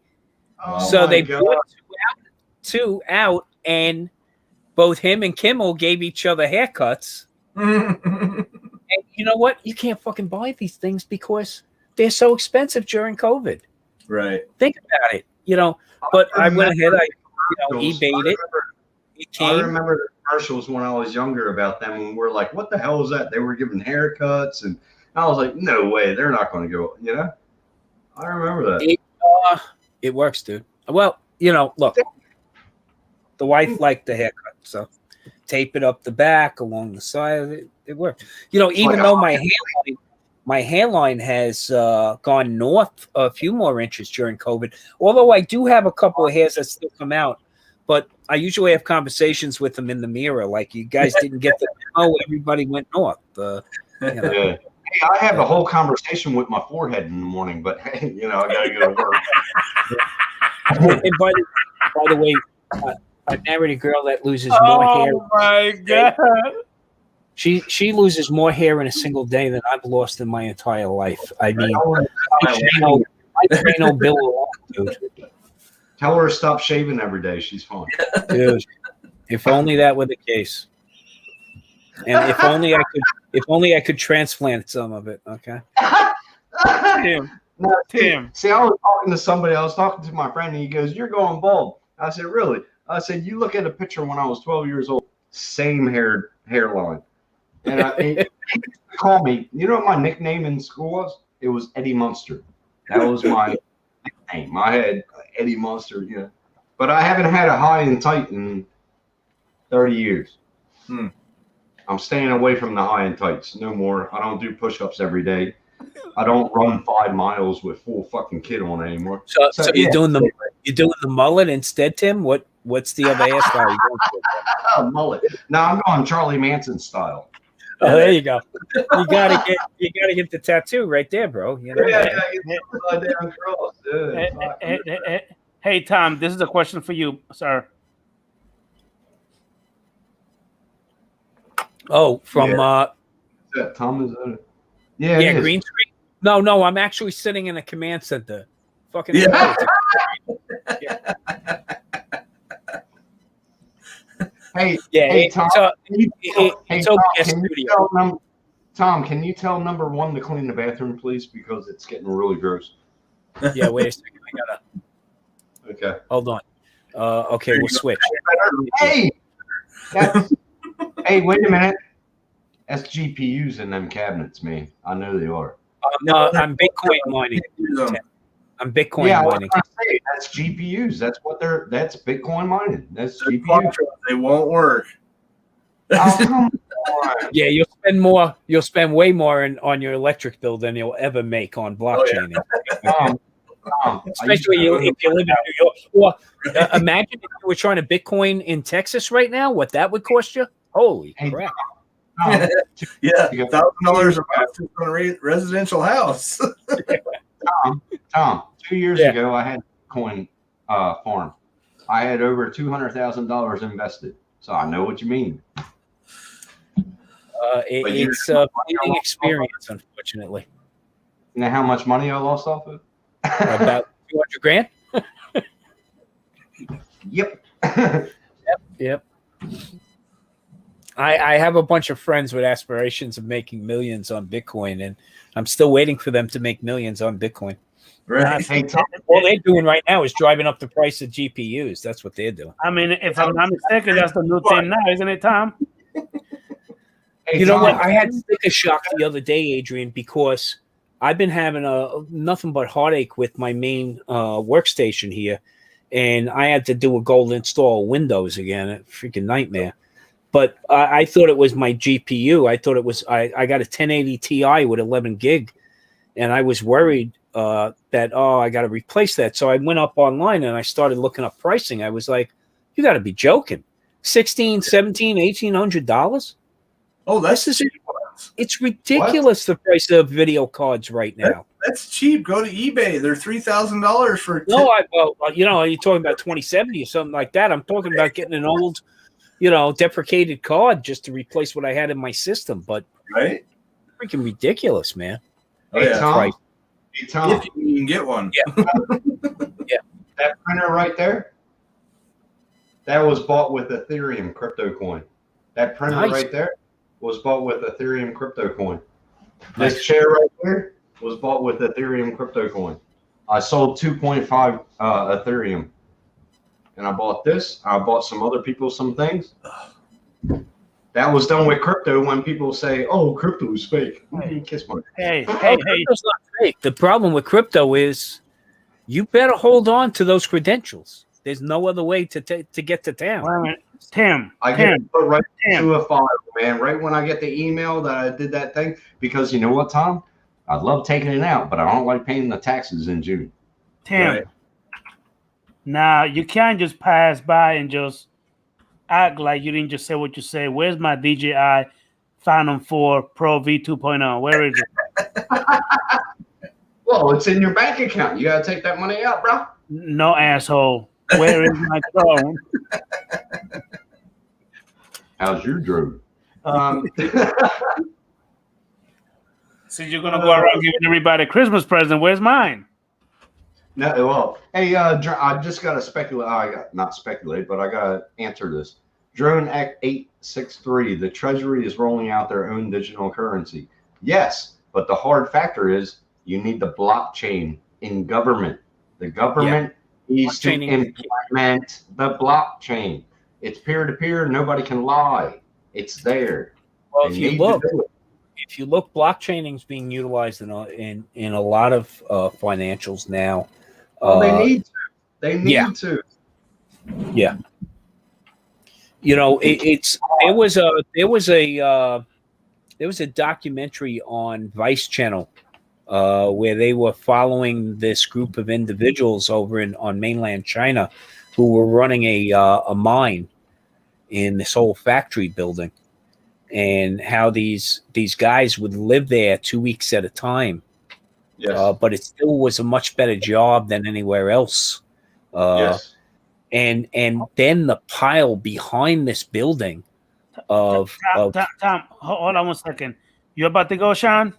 Yeah, I gotta get going. My internet keeps blocking on me and like going into squares. And I can't hear half the stuff you're saying. So, all right, buddy. Well, thank you for coming in. I appreciate you, boss. Hey, Sean, I'll talk to you soon, bro. Okay, have a good one, guys. I'll see you later, man. Thank you for coming. Yep, see you. I'm sorry. Go ahead, Tom. Adrian, can I share a screen? Can I share a screen? Yeah, man, you can. Yeah. I'm going to show you the blockchain, brother. Just make sure that there's nothing pornographic, music, or anything crazy. I know how you are. Oh, man, it's crazy. Okay, you got to accept it. Yeah, I know, but I'm afraid to. Hold on. Just accept it, butthead. Okay, now this is the blockchain. If somebody says, okay, hypothetically, Tom, I say, what's your Ethereum number? You know what I mean? Right.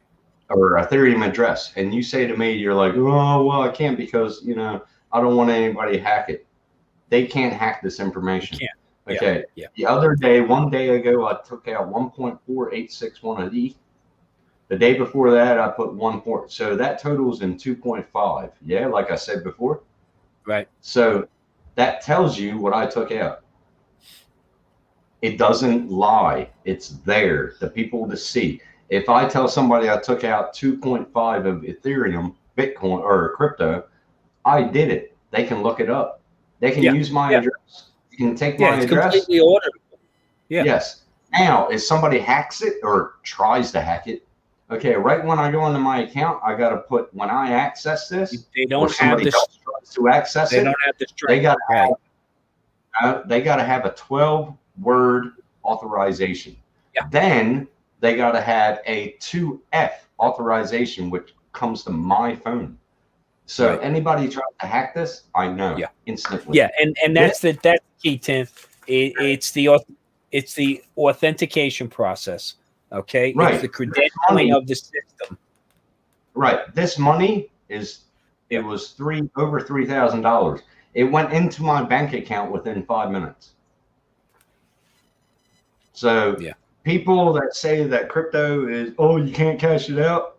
Well, there are machines here that you can take crypto out of the crypto ATMs. Yeah. At the Brisbane Airport, Melbourne Airport, they got Bitcoin or crypto ATMs. Yeah. Oh, there are ATMs in the neighborhood that take it, that both take it and dispense it. Yep. Yeah. It's it was pretty cool. Yeah. But that's how I got that. That's how I got that. So basically what happens with the blockchaining is there's a little piece that takes the ride along the way for the blockchaining to occur.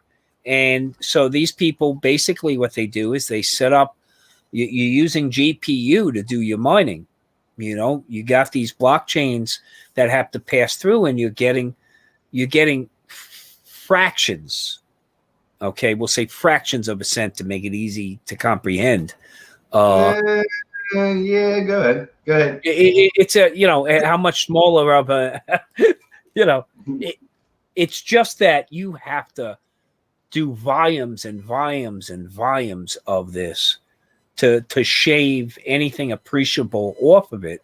And what you got to be concerned about is there's a break-even point. How much electricity are you using? Hold on. Yeah, go ahead. That's why most of the crypto mining is done in Iceland, or it's done underground, or they keep it in water cooled. If you notice 5 years ago, about 5 years ago, your graphics card were really high. They were expensive as fuck. So there was a war in between gamers and Bitcoin miners. Yeah, coast to coast, I agree. So it was going back. Now you're talking about you get a fraction of it. Yes, you get a fraction, but it depends on your GPU. You got 200 GPUs working at the same time, discovering that mathematical equation that you got to solve to create a Bitcoin. Yeah.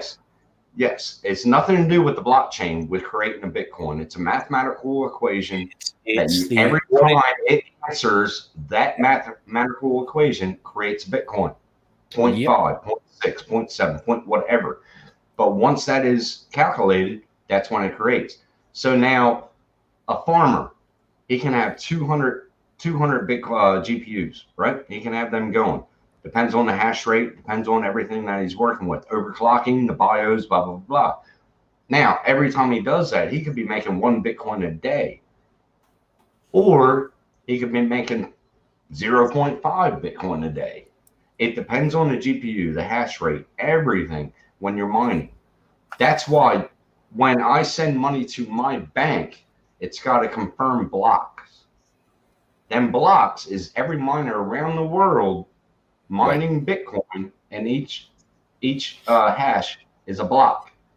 It got to create about 35 blocks for it to go through and transfer. It happened in 5 minutes. But for those of you that don't know, Bitcoining takes two things. It takes a great deal of effort. Okay, I mean for the mining aspect, or more likely to win a block, so to speak. It's a great deal of effort, but you also have to have a bit of luck, because you have to arrive at the right answer to the numeric problem before anybody else does. So that's part of it also. It's the timing of it, right? That all comes into AI, Tom. That's done with AI.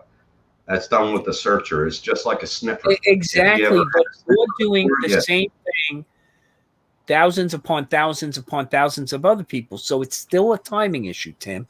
It's still you getting there before somebody else does, who's using the same configuration you are, right, to win that block. But you say, okay, where's the effort, right? And with that, if you turn around, and I'm looking at it right now, and I'll convert it. So 1 Bitcoin right now, according to the exchange, is $44,000 US, or in Tim's world, 58,730 Australian. Yep. Hold on. Wait a minute. Tom, give me those figures one more time for 1 Bitcoin. How much is that in US? 1 Bitcoin right now in the United States, Adrian, is $45,255.97. What? Now that just changed, Tom. That just changed. It's 44,862. Hold on. I'm looking at it right You got it before I did, didn't you? now. Probably means you're beating me on freaking chains, on chains too. but hey, Tim.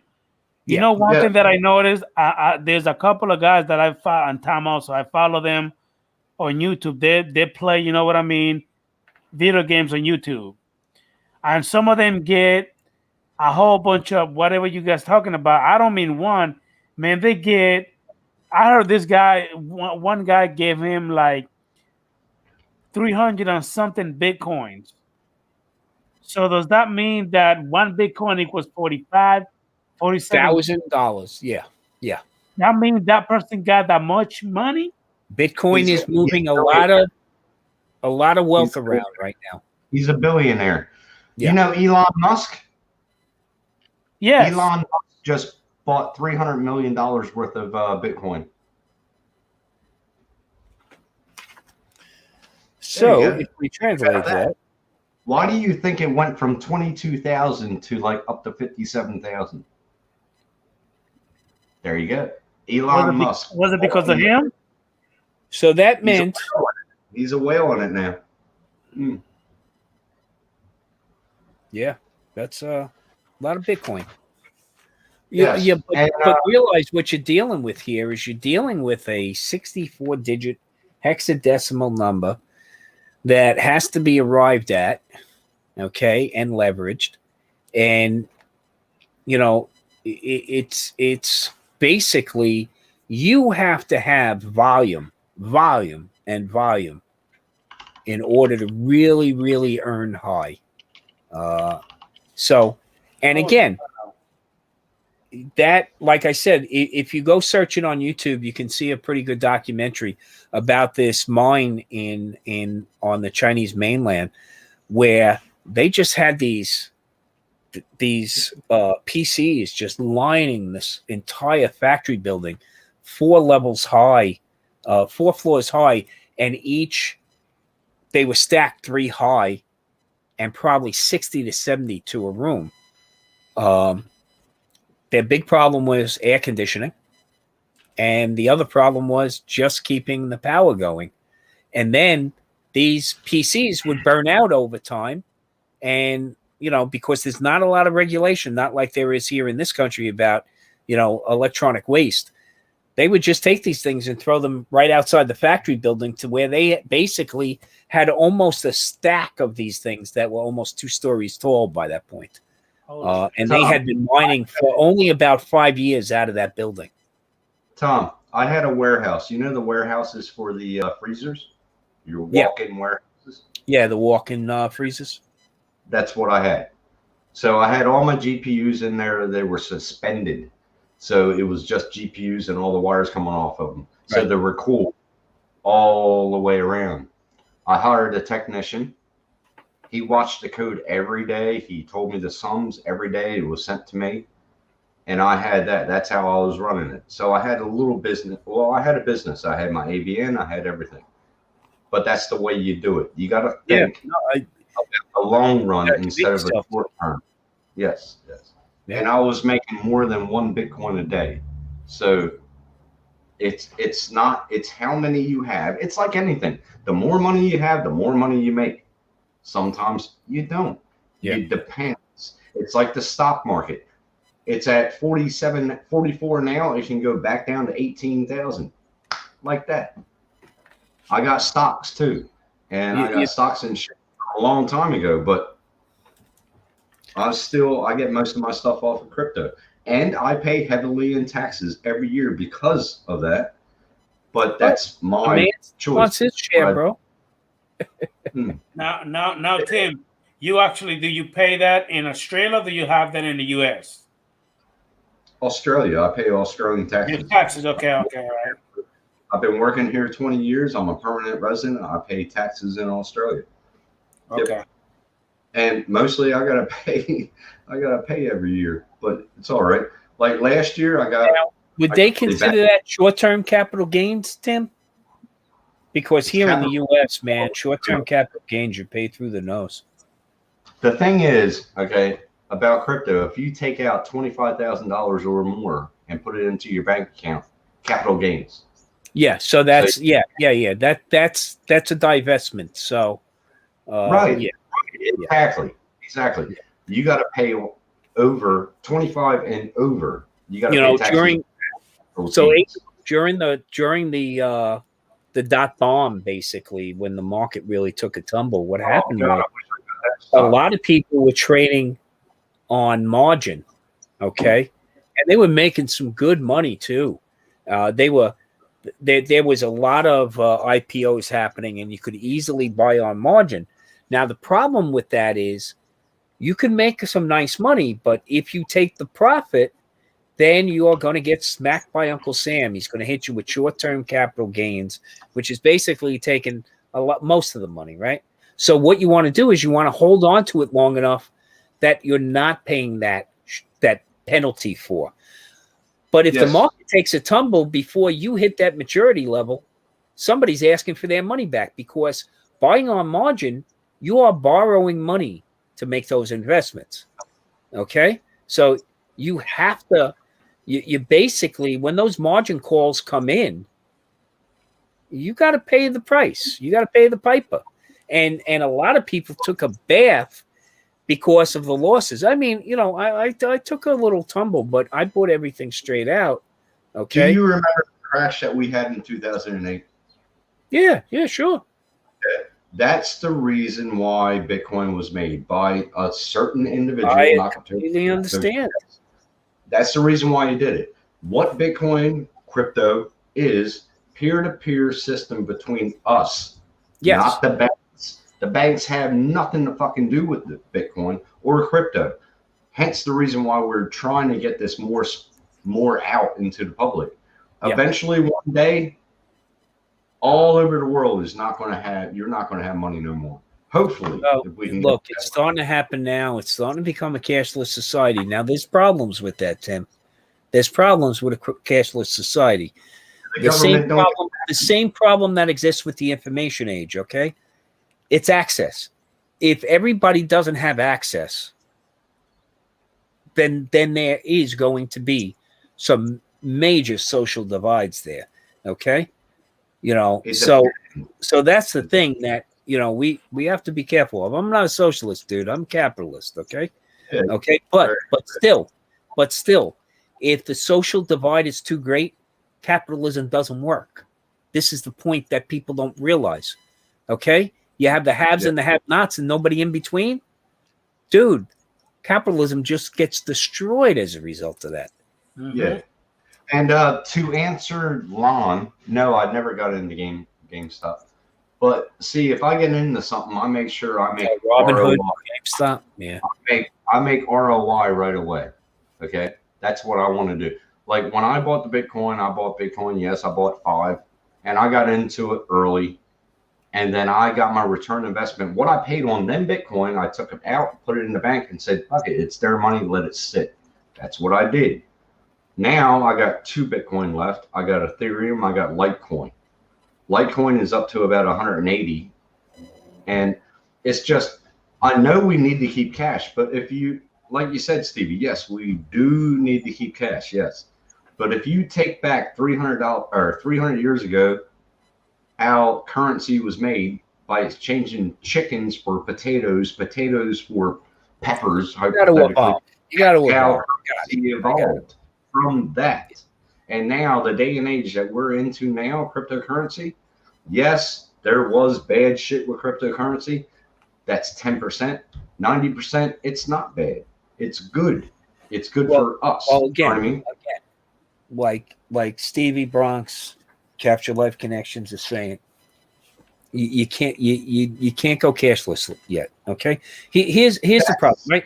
Can we go autonomous cars today? No. Why?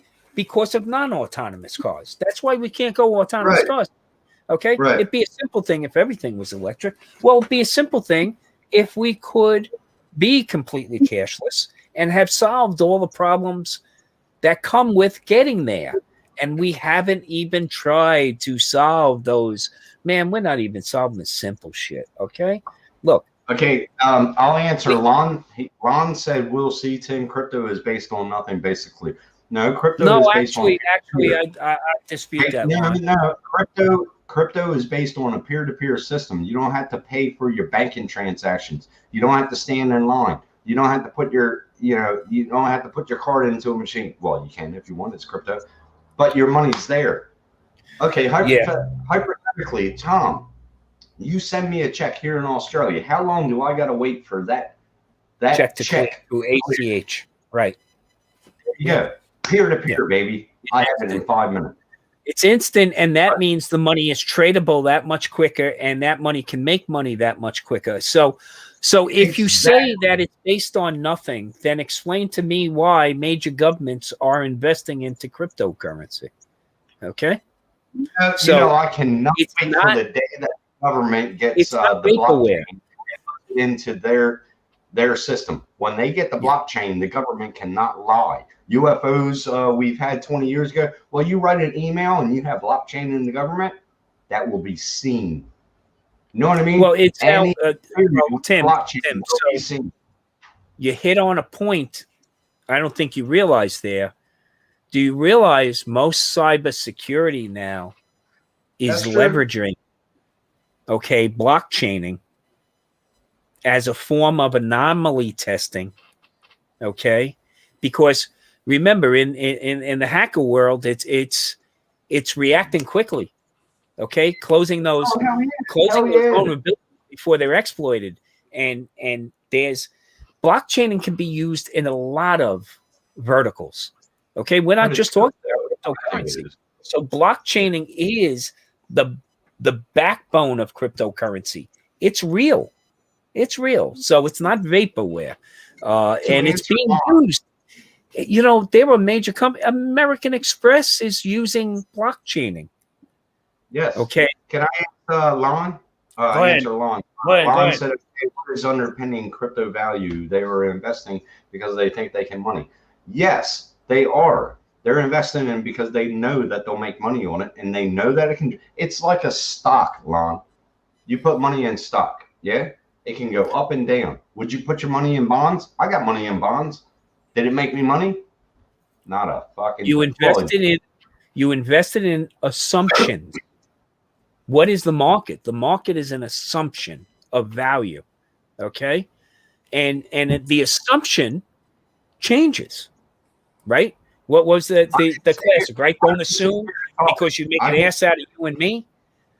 Yeah. When somebody, what happened with GameStop? Listen, Tom. I can sit here and talk about crypto all day. I can bring in about 3 people that will, they have stories of their own. But it's the non-believers that will always think that no, it's not real. It's digital money. It's not digital. Yes, it is digital money, but you can turn it into fiat with the charge.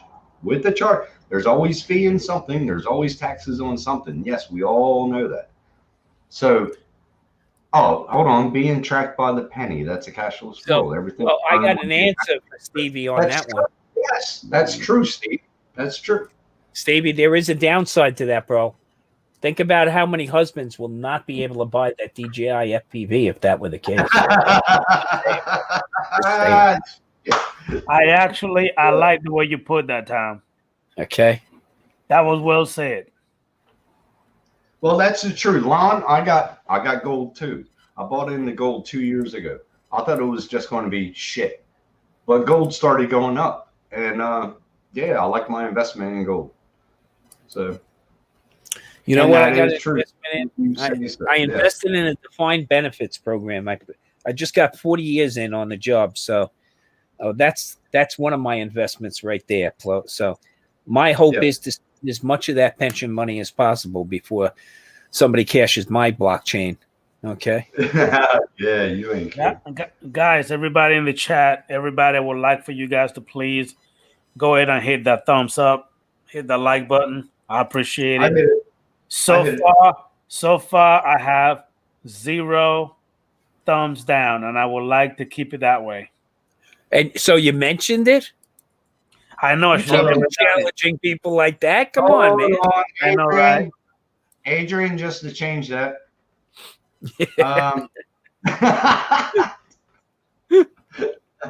I'll turn it back. You son of a bitch. Somebody already did. Said should have never said anything. Now somebody fucking did it. Oh shit! You invited it, Adrian. You know, Come on, they'll with change- this group, you know better. Come on now. They did it because you said it, Adrian. You should. Son That's of a right. bitch. Okay, guys, take it back. Who were you? We're Yeah, coming. take it back. There you go. See, Hey, I told you. That's Hey, what they did. Stevie, yeah, my wife knows too. I'm getting it. It's okay. I just don't think I had the need for it. I mean, It's I don't okay, know. man. I'll tell you how it is. Don't worry. Yeah. Us and 1,500 YouTube influencers will have something out by 10 a.m. that morning, Eastern Standard Time. Okay, Tim, you know that. Very true. Okay. Very true. Look, I mean, I would love it's- to get it, but I want to build my first FPV. You know what I mean? I want to build it and know that I built it and I can fly it. I don't know. You know what? Here's my problem with the FPV side of it also, because I've seen it a few times already. I call one of my buddies my neighborhood crack dealer because he's trying to talk me into FPV. But it is like crack cocaine, okay? It's he can't stop, man. He doesn't have one FPV now, and he's only been in it, what, I think Eddie, about a year now, okay? And he's got at least 5, I think, FPV drones of various sizes. And so, and then, you know, talking about Lawrence and a few other people in my circle, yeah, they go hog wild, man. They're in deep on that. But I don't have the time to tinker. I don't have the time to tune. And it might, I guess it's time and desire, and I lack those two things when it comes to the heavy side of the FPV. Oh, look, I love the flying. I love, you know, I got a controller right here that plugs into my USB port, and this way I can, you know, run the Sims all the time. But you know, I just don't have it in me to go chase stuff down outside and crash 1,000 times before I get a little better at it. Yeah. You know, I'm getting really good on the sim. I'm getting really good with a little Cinewhoop, but I want to get out there and film. I want to get out there and photograph. You know, that's where my passion of it lies. You know, Yeah. And hey, I might, as a result of this too, I might get bitten. Okay, and want to do the real acro stuff, and then, you know what? Because I got the goggles, then DJI has me hook, line, and sinker, right? Because then, if I'm going to build my own drone, well, I'm going to want to use the goggles. Oh, I'm probably going to buy another air unit to add to that drone I'm building, and so, you know, yeah, he's damn smart about this stuff, man. You got to hand it. You got to hand it to them. And plus, when you look at this thing, gentlemen, tell me, the fit and finish on it, superior, right? I mean, when DJI does it, they do it right. So, and I'm sorry, guys, that was the drone boy talking again. I got to just snap out of it occasionally. Okay. All right, guys. Well, right now, we still Think so. have 15 people watching, I believe. I got to bail, Adrian. I really don't know who's the asshole that went ahead and gave me the freaking thumbs down after it was 0 thumbs down. But they took one back, Adrian. There were 2 there. So now you're down to 1, man. Son of a bitch. Anyway, Tom, thank you for coming. Tim, everybody in the chat, is 3 hours and 7 minutes. I got to get some sleep. I'm tired. Thanks for having me, Adrian. Hey, I really my pleasure, Tim. Tom, thank you for coming. Everybody that came in early, everybody in the chat, thank you so much for the love and support, but I'm bailing out. All right, Take care, guys. All the best, man. Take care, Tim. Man. See you, buddy. Timo. How do I end this? Timo Jackson. Yo, what up, dog? What's up? Hey, man, I appreciate you coming in, buddy. Yeah, I appreciate you too, Adrian. Thanks for having me.